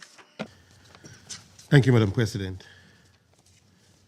Let me also thank Ms. Caroline Ziade, Special Representative and Head of the United Nations Interim Administration Mission in Kosovo, for our comprehensive briefing. We acknowledge the presence of His Excellency Mr. Marko Doric, Minister of Foreign Affairs of Serbia, and also of Ms. Donika Galvala-Swets. Sierra Leone welcomes the Secretary General's report as well as the European Union Rule of Law Mission report. Reflecting on prior meeting of the Council this year on UNMIK, Sierra Leone is concerned about the reported little progress in the implementation of the EU-facilitated agreement between Belgrade and Pristina during this period. This lack of progress is particularly troubling, highlighting an ongoing political impasse that has the potential to deepen the ethno-political divide with significant human rights concerns. Sierra Leone acknowledges the dedication and dedicated efforts of SRSG Ziade and the mission in carrying out the mandates established by Resolution 1244. We commend the coordination among UN agencies in Kosovo to improve the lives of the people, particularly women, youth, and refugees, and their contributions to security and institutional strengthening. In this regard, we acknowledge the vital role of UNMIK in building trust between communities, advancing human rights and the rule of law, and supporting efforts to normalize relations between Belgrade and Pristina. However, despite extensive resources and concerted efforts by UN country teams, EU entities, and the resilience shown by the Quint to foster dialogue and good governance, the path to a peaceful and sustainable future for all communities in Kosovo ultimately lies in the hands of its multi-ethnic people and leadership. Sierra Leone therefore strongly urges against any action, including retaliatory measures that create unfavorable conditions for specific ethnic groups within Kosovo. Such actions hindered much-needed progress in implementing the Brussels Agreement of 2013 and the March 2023 Agreement on normalizing relations between Serbia and Kosovo. In this regard, Sierra Leone calls on all sides to prioritize dialogue and peaceful engagement, refrain from unilateral measures, and re-engage in the EU-facilitated dialogue aimed at normalizing the relationship between Belgrade and Pristina. Madam President, drawing on our own post-conflict and peace-building experience, I wish to share 3 insights, focusing on accountability, prioritizing people-centered development, and fostering unity for progress. Sierra Leone notes the steps taken by Kosovo authorities to harmonize public administration, regulate services, and conduct business operations particularly in northern Kosovo. We also recognize the significant mandate of the Kosovo's Special Prosecutor's Office and underscore the importance of accountability to bridge a divided past with a unified future. Sierra Leone, however, remains concerned by reports indicating potential targeting of Kosovo Serbs, which adversely affects their socio-economic rights and welfare. Additionally, we are troubled by the nature of arrests, indictment, and the use of police force in cases related to property dispute, peaceful protests, and crimes from the Kosovo conflict. Sierra Leone emphasizes the necessity of due process, fairness, and good governance as foundational to accountability. Therefore, we urge the Kosovo authorities, especially the Legislative Assembly, Privatization Agency, Special Prosecutor's Office, and Police Force to pursue accountability measures that promote social cohesion and justice.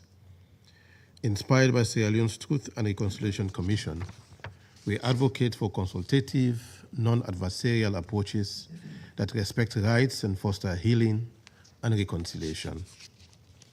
This brings me to the importance of people-centered participatory development. Sierra Leone reiterates its call to preserve Kosovo's multi-ethnic fabric by ensuring economic rights and safeguarding religious and cultural freedoms. We are deeply concerned by reports of unilateral actions that exacerbate ethnic tensions.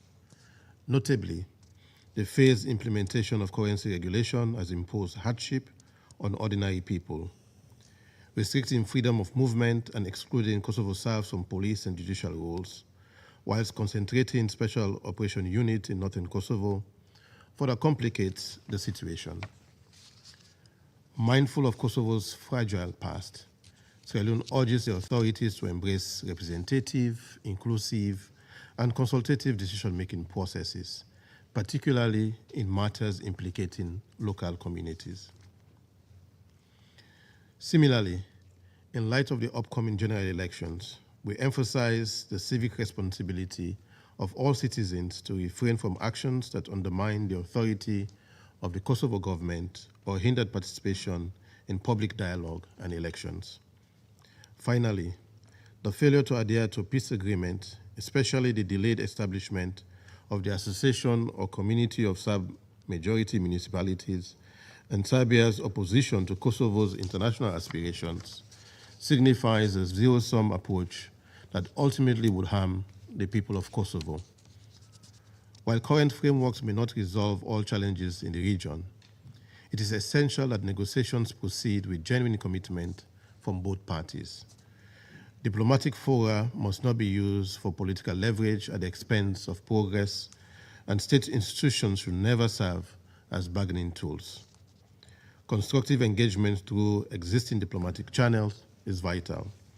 Sierra Leone calls on Kosovo and Serbian leaders, as well as their allies, to recommit to the EU-facilitated dialogue with mutual dedication to cooperation. I thank you. I thank the representative of Sierra Leone.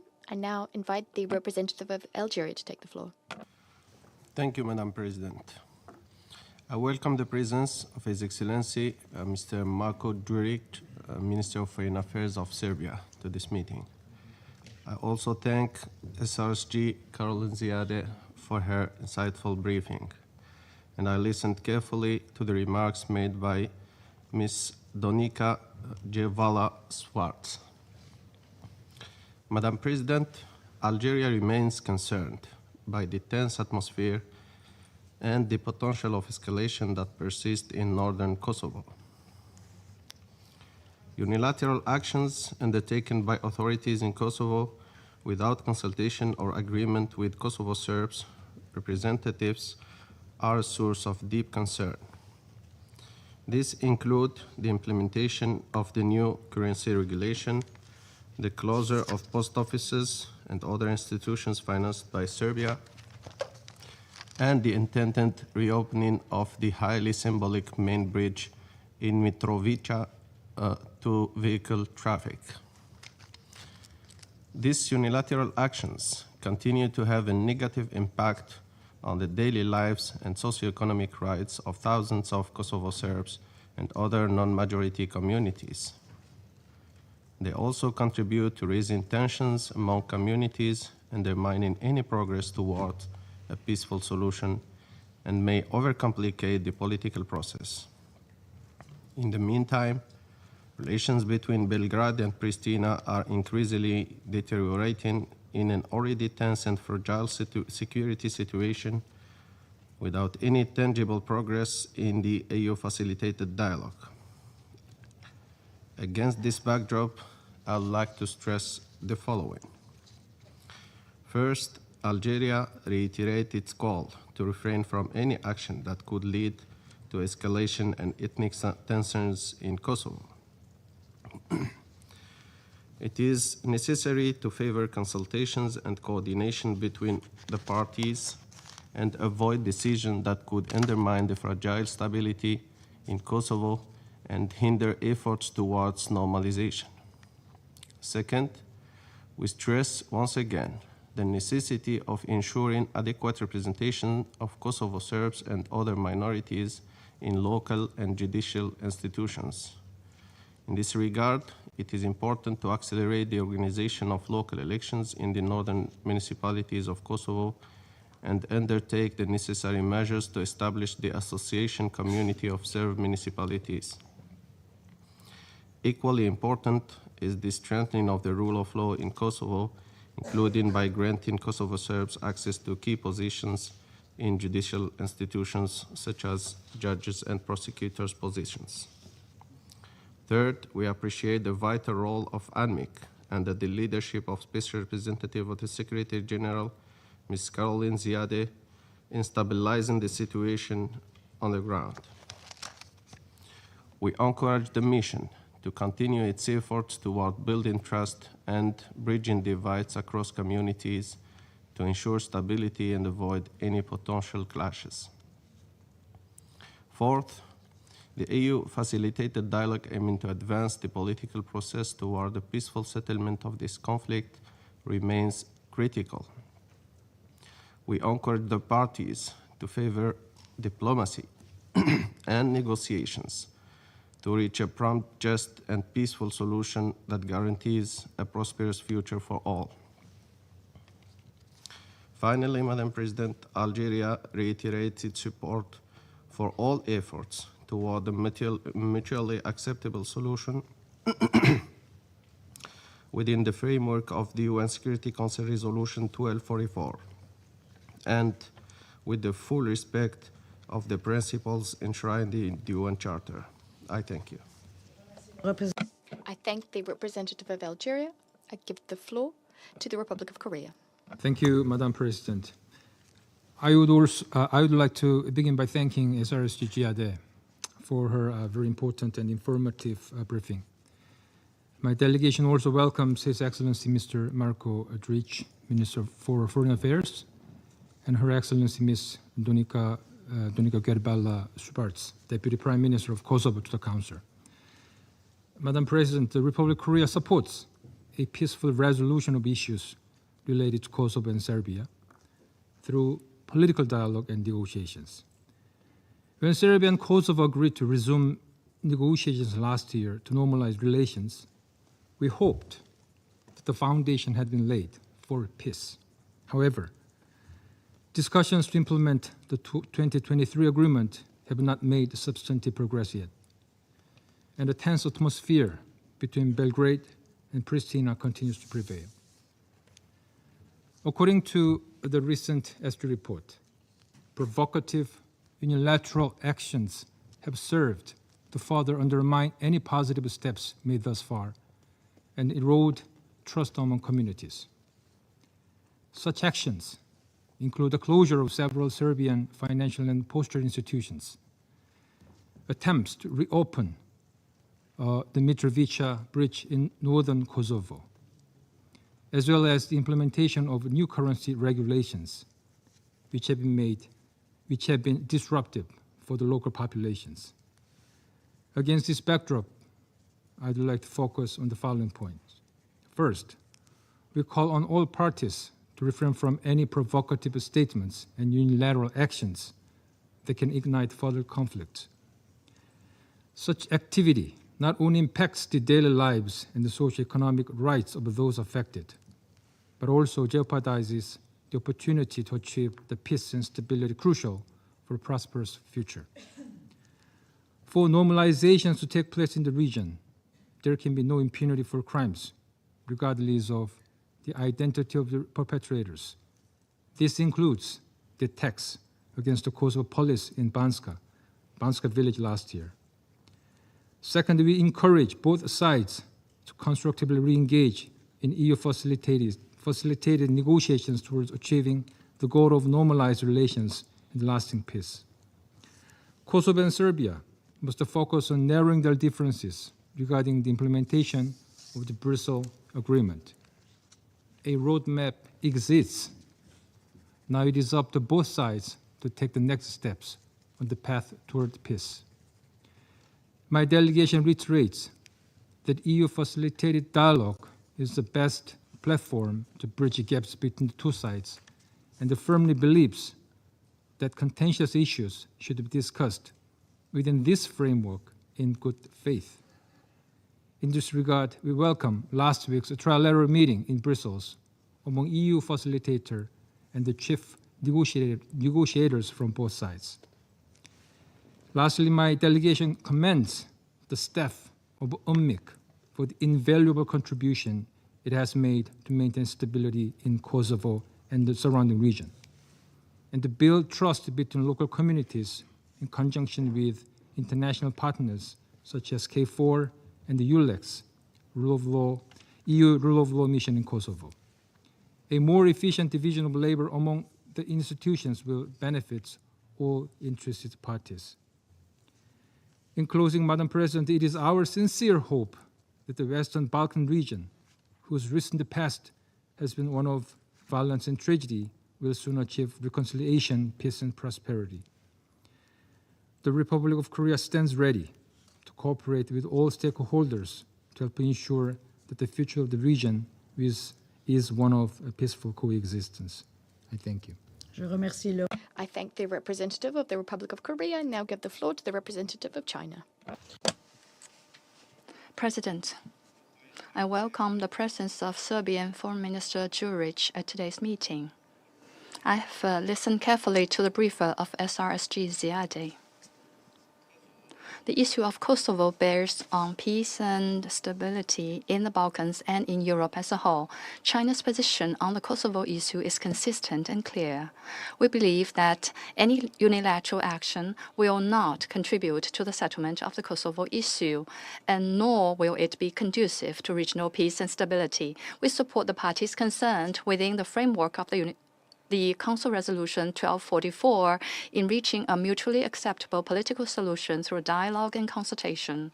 In this process, the sovereignty, independence, and territorial integrity of Serbia must be fully respected. In light of the recent developments and the briefing just now, I would like to highlight 4 points. First, for some time now, tensions in northern Kosovo have escalated with a high incidence of violent security incidents, the responsibility for which lies with the Kosovo authorities. The Kosovo authorities announced ban on the Serbian dinar, forced the closure of Serb-run institutions, conducted violent searches of Serbs in northern Kosovo, and planned to open the Ibar River Bridge. These unilateral actions have a serious impact on the livelihoods and security of Serbs, triggering their fear and exacerbating confrontation. Many countries expressed concern and disappointment over these. China is also gravely concerned. We urge the Kosovo authorities to stop the above-mentioned unilateral actions and return immediately to the right track of dialogue and consultation. The KFOR should effectively respect Serbia's sovereignty and territorial integrity and truly do what is conducive to peace and stability in the Balkans. Second, tolerance, reconciliation, and harmonious coexistence among all communities are not only a prerequisite for stability in Kosovo, but also serves the long-term and fundamental interests of all parties. We note with concern the SG's report, which indicates that the Kosovo authorities frequently intimidate and arrest Serbs, and there is a persistent lack of representation of the Serb community in the municipal institutions in northern Kosovo, resulting in repeated violations of their fundamental and legitimate rights and interests. We urge the Kosovo authorities to put people first and put reconciliation first and resolve differences through pragmatic and constructive dialogue and negotiation. Third, the establishment of the community of Serb municipalities is an important element of the 2013 Brussels Agreement. Should implement the commitment through practical actions instead of continuously making new demands and conditions. We hope that the new EU leadership will maintain its neutrality on the Kosovo issue and use its good offices in a fair and impartial manner. We expect all parties with EU facilitation to continue to engage in discussions on a political solution to the Kosovo issue. Fourth, UNMIK plays an important role in maintaining stability and promoting national reconciliation, among others.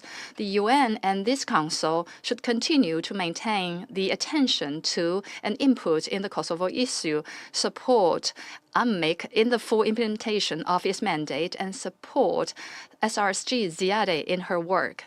President, today's changing and turbulent world cannot afford more upheaval. Reality tells us that if security antagonisms are allowed to accumulate, they will eventually lead to the outbreak of a crisis. Given the region's history of tragic wars, the international community has the responsibility to work together to explore building a balanced, effective, and sustainable European security architecture and prevent the Balkans from being plunged into turmoil again. China is ready to work with all parties concerned to make continued efforts to enhance dialogue, engagement, and peaceful coexistence among the ethnic communities of the region and promote an early political settlement of the Kosovo issue. I thank you, President. I thank the representative of China. I now give the floor to the representative of the United States. Thank you, Madam President, and thank you, Special Representative Ziade, for your briefing. We would like to acknowledge the efforts you and your team at UNMIK have made in advancing interethnic dialogue and the rule of law reform in Kosovo.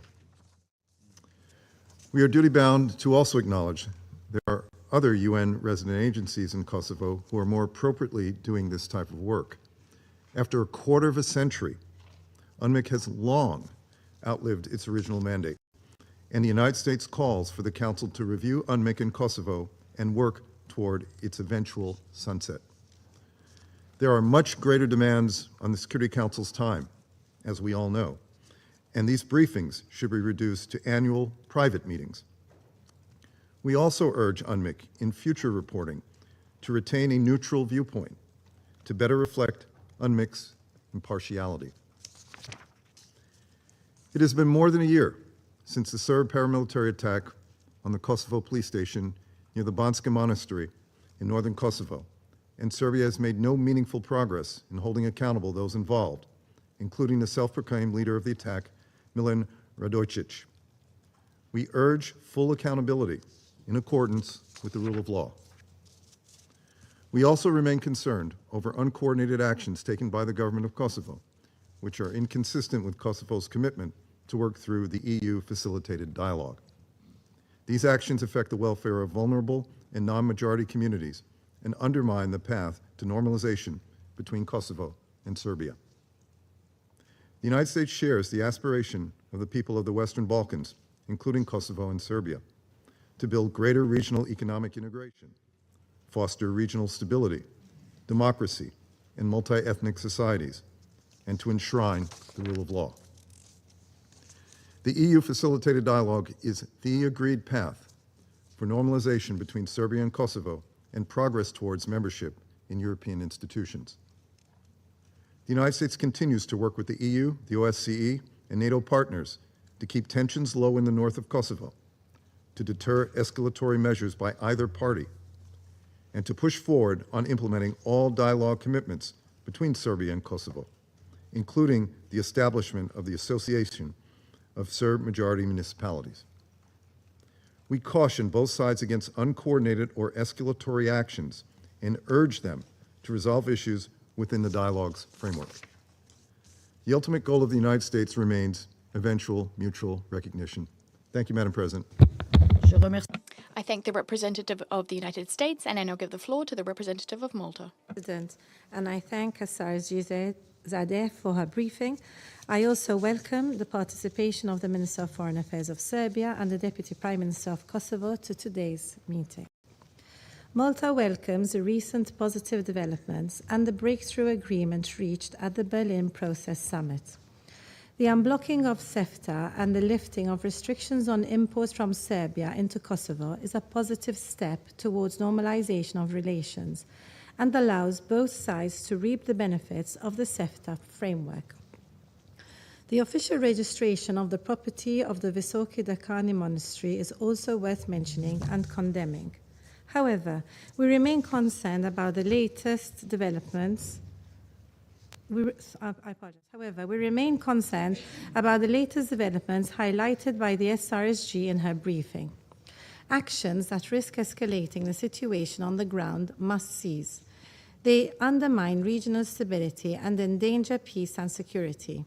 Divisive rhetoric should be avoided at all costs.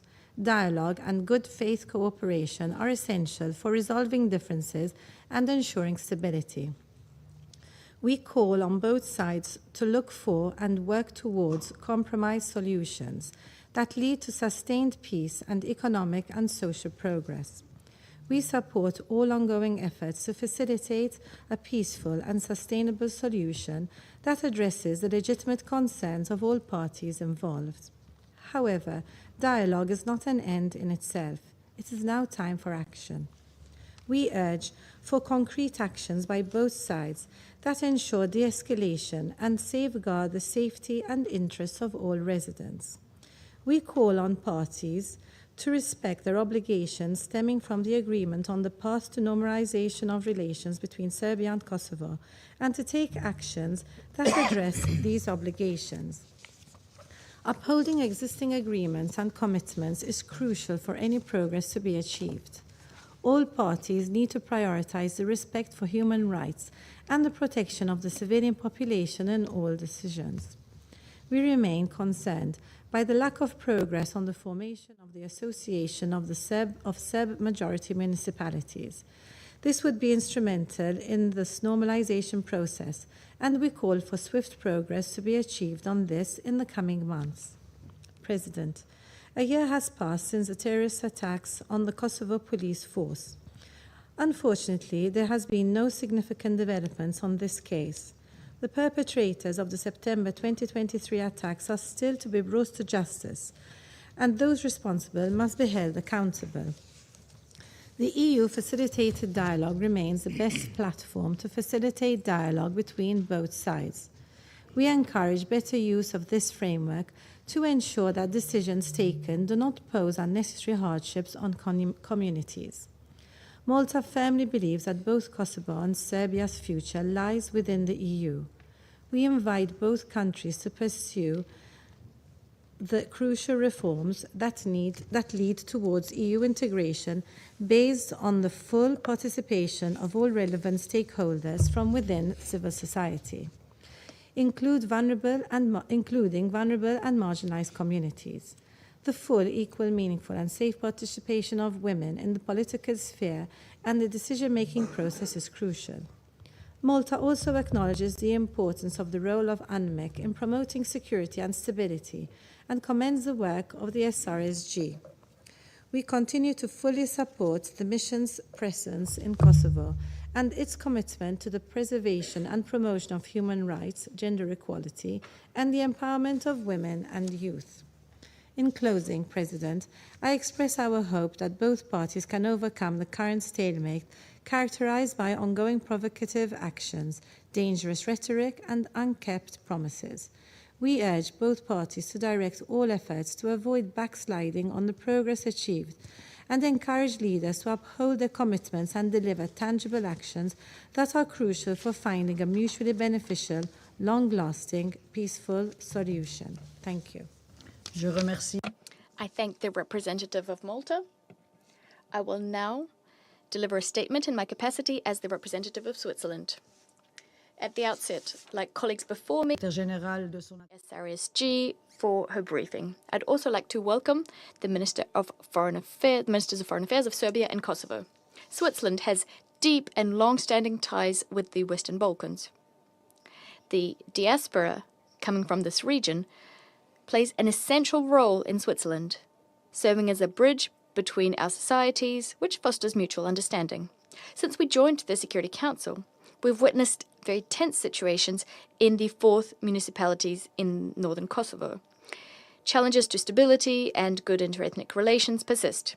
Unilateral actions undertaken over the last 6 months have led to significant insecurity, with knock-on effects for the daily lives of citizens, particularly Kosovo Serbs. Switzerland stresses that peaceful and inclusive coexistence is absolutely vital if we're to ensure lasting stability. Respect for human rights, including the rights of minorities, as well as respect for democratic principles and the rule of law, are key. The participation of Kosovo Serbs in local and national governance, as well as their participation in community life, is key for peaceful coexistence. Furthermore, delays in investigations into the Banjska attack and clashes in May 2023, in which KFOR soldiers were injured, add to the concern. More than a year has gone by, and it is important for justice to be done expeditiously. These developments underline the importance of taking forward the EU-facilitated dialogue, a process we'd like to reaffirm our support to. We're committed to contributing to it. Outstanding issues should be addressed within this framework, constructively and in a spirit of trust. In order for solutions to be sustainable, however, the process should be made more inclusive, ensuring the full, equal, and meaningful participation of women therein. It is regrettable that after the momentum created by the Brussels and Ohrid agreements in early 2023, the dialogue has stalled. The political leaders of Serbia and Kosovo must exhibit political will and commit themselves fully to implementation. We call on both parties to honor their commitments without delay and without setting any preconditions. For Kosovo, that means swiftly setting up the Association of Serb-majority municipalities. As for Serbia, it means not opposing Kosovo's membership in international organizations. Respect for past commitments is the foundation for future progress. Excellencies, 25 years have gone by since the end of the war. We recognize the key role played by international organizations in the stabilization and development of Kosovo, specifically KFOR, in which thousands of Swiss soldiers have served. We'd also like to commend UNMIK on the important work it's accomplished since 1999. We believe that a constructive discussion on a potential strategic review could be useful for UNMIK's future efforts. The international community continues to play a role in supporting regional stability. Nevertheless, the responsibility for diffusing tensions and ensuring progress in neighborly relations lies squarely on Kosovo and Serbia. To this end, political solutions must be found. This requires sustained commitments and pragmatic efforts. We applaud recent results within the framework of the Berlin process. We emphasize that regional integration is a prerequisite for the region to prosper. We also stress the importance of fostering trust between the parties, specifically through reconciliation efforts. Cooperation on the issue of missing persons is a step in this direction. Switzerland is contributing to this objective by dispatching a mission of experts to explore the use of new technologies in the search for missing persons. By supporting these efforts, Switzerland is contributing to the normalization of relations between Kosovo and Serbia.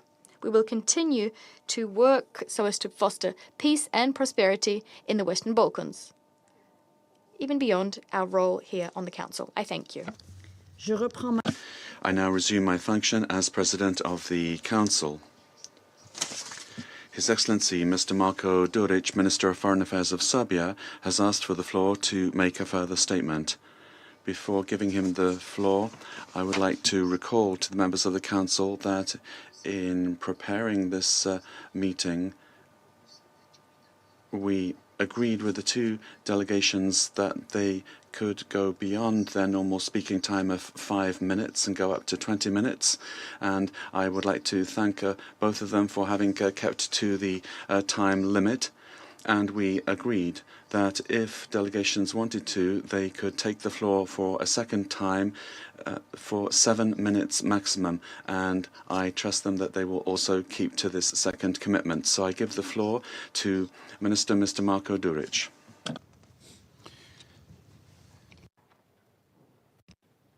President, esteemed excellencies, ladies and gentlemen, what a sad message from the representative of Kurti's regime we had the opportunity to hear today. We have heard a steady stream of insults and lies aimed at the Republic of Serbia and our president. Defamatory language that does nothing but deepen interethnic tensions and brings the region back to the past. To my concrete and well-documented concern about the position of the Serbian people in Kosovo and the extended hand of cooperation to the Albanian people, here present representative of Kurti's regime responded yet again by rejecting the normalization process with demonstrating unacceptable and insulting language. I want to reiterate once again that we do not have a conflict with the Albanian people.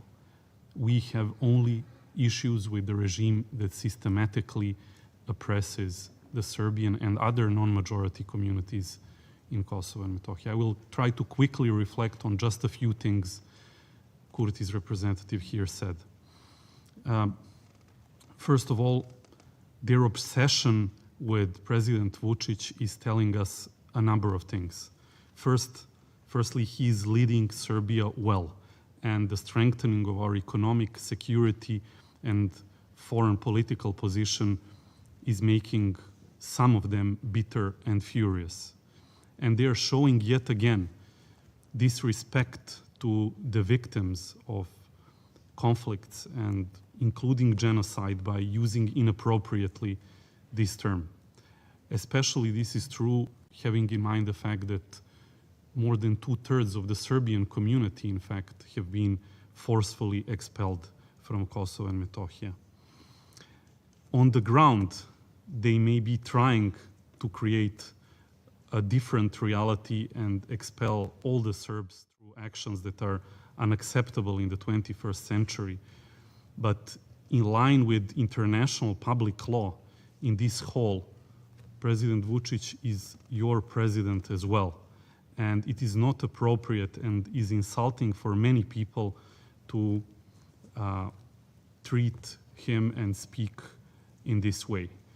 You mentioned alleged lack of support in the Serbian community for the Serbian government and for Serbia's president.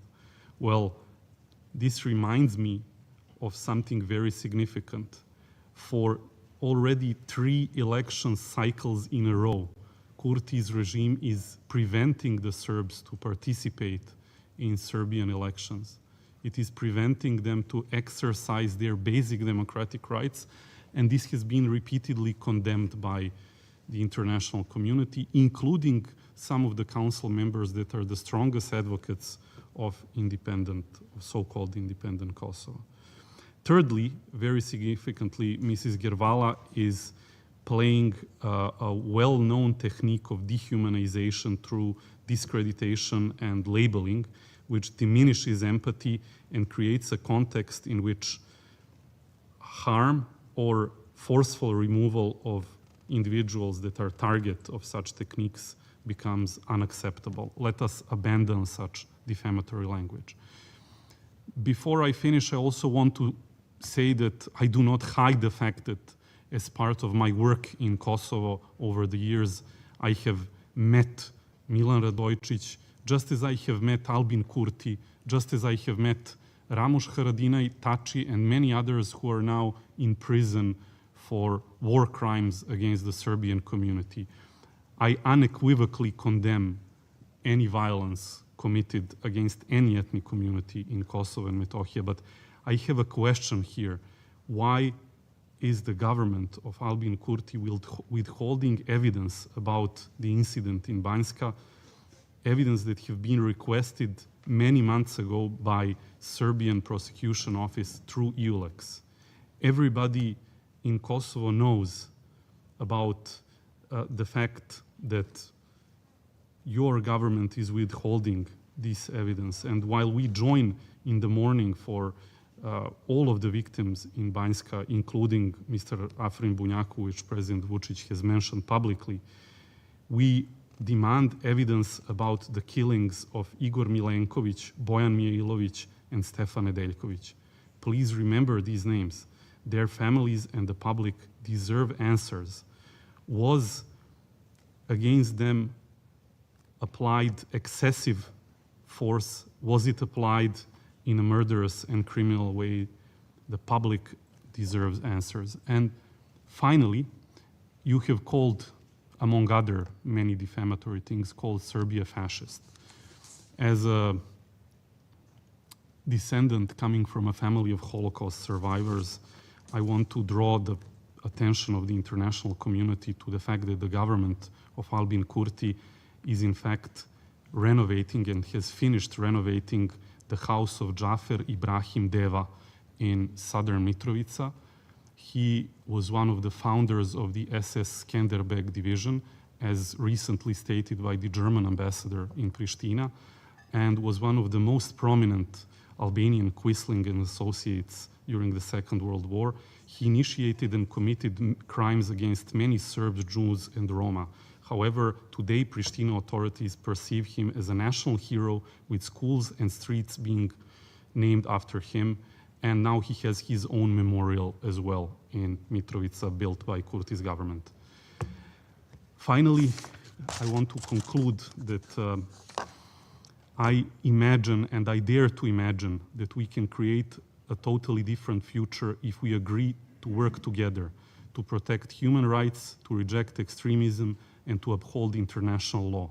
This future demands a different mindset. It demands action, not words. It demands for us to hold all those who violate human rights accountable, and to ensure a Kosovo and Metohija where Serbs and Albanians alike can live in peace and dignity. I thank you. I thank His Excellency Mr. Duric.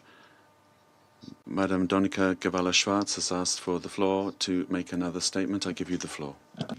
So, dear Madam President, please allow me to repeat my invitation after this meeting to come and to see with your own eyes. We are dealing here with what this Security Council is all about. We are dealing with the biggest security risk in Europe after the war in Ukraine. So the resolve of the West will decide the fate of the Balkans, and I'm convinced on that. About the dialogue between Serbia and Kosovo facilitated by the European Union, let me just repeat that our offer is open. We are ready to sign the documents that the European Union has proposed to sign. We are just waiting for the signature of Mr. Vučić, and that is not coming, but instead of that, he is just repeating every time that no obligations come for Serbia from these agreements is a bad sign. And yes, I really hope that 2025 we have a new start in this dialogue with a clear objective and with a clear strategy that enables us in a strategy of small steps when they are possible, so that we can overcome the blockage that is made by Serbia.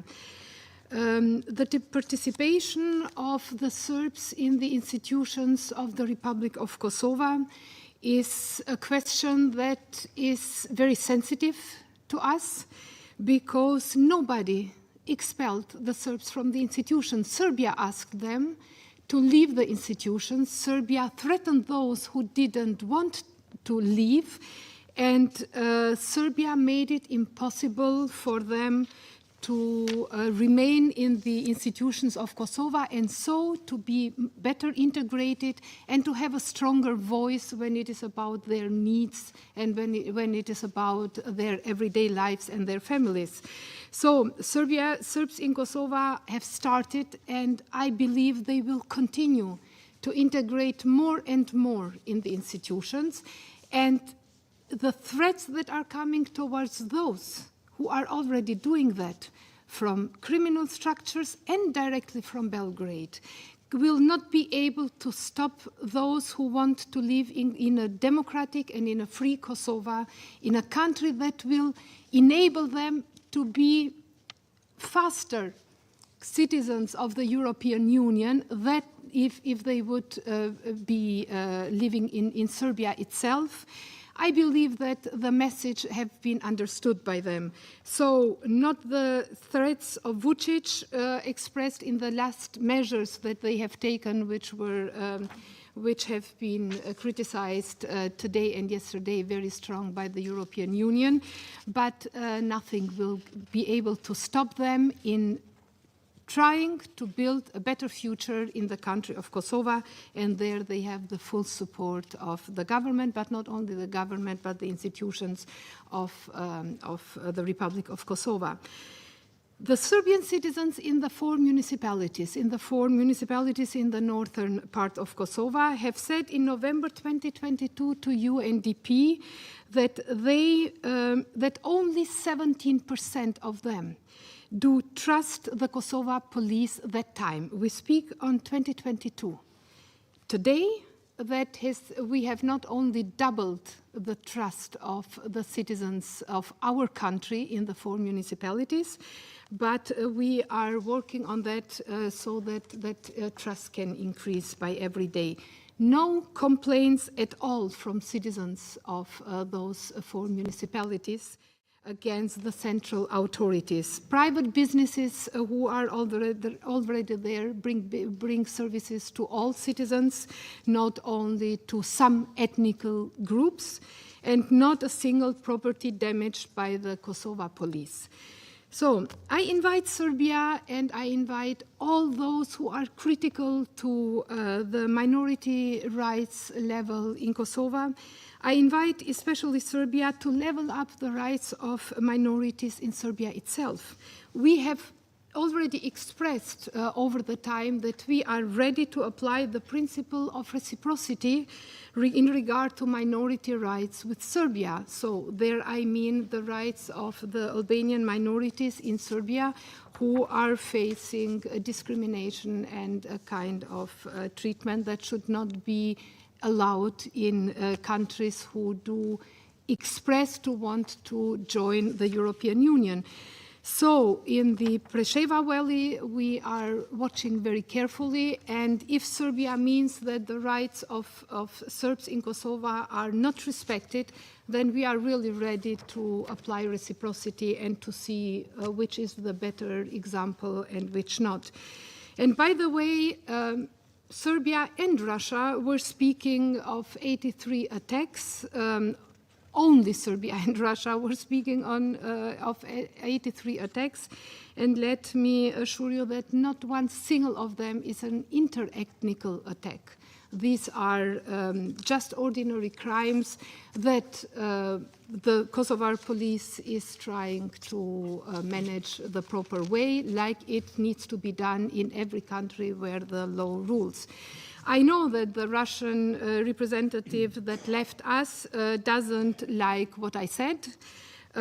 Just 4 weeks ago, he has been highly decorated here in New York during the UNGA by Alexander Vučić.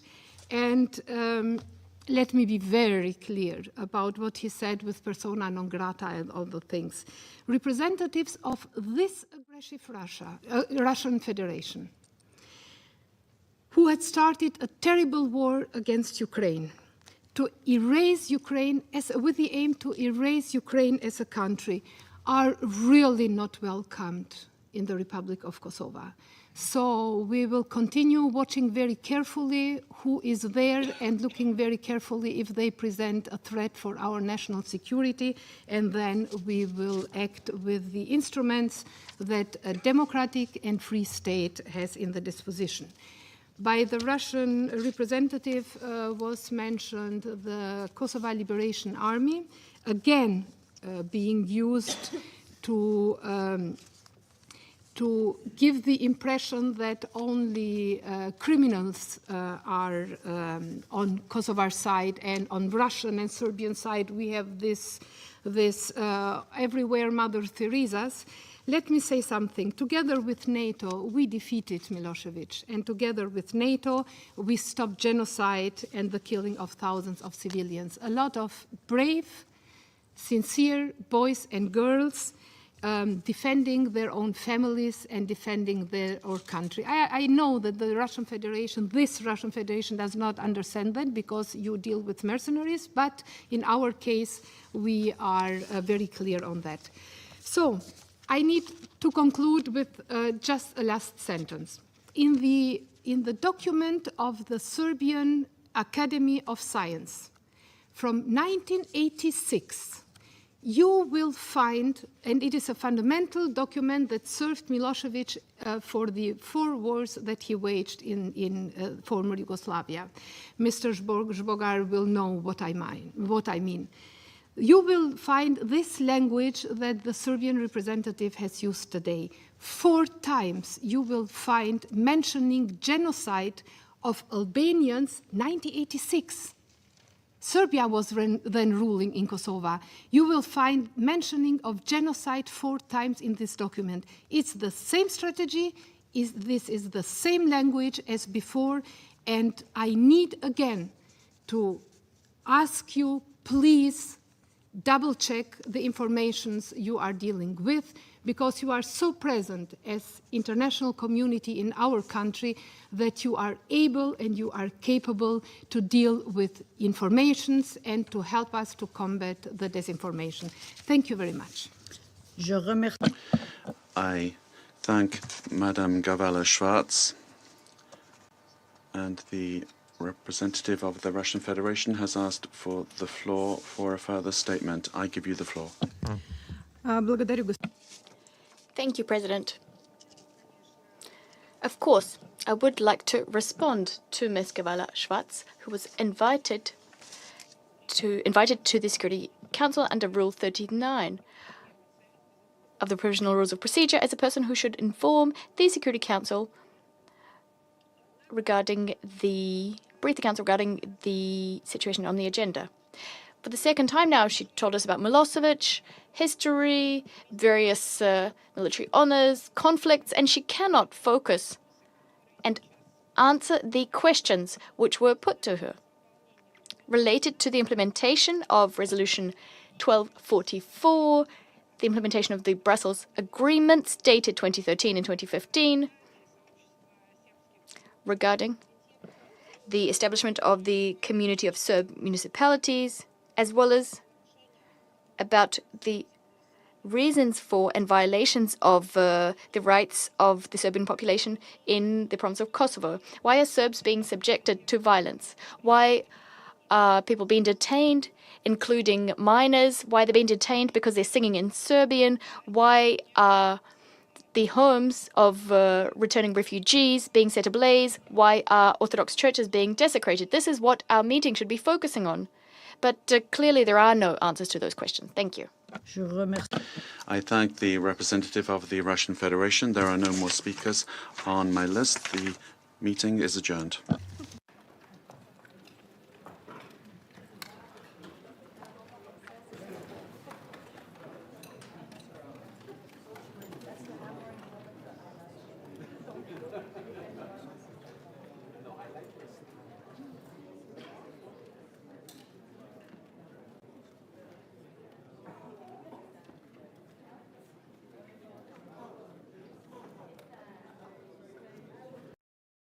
We just adopted a resolution called Necessity of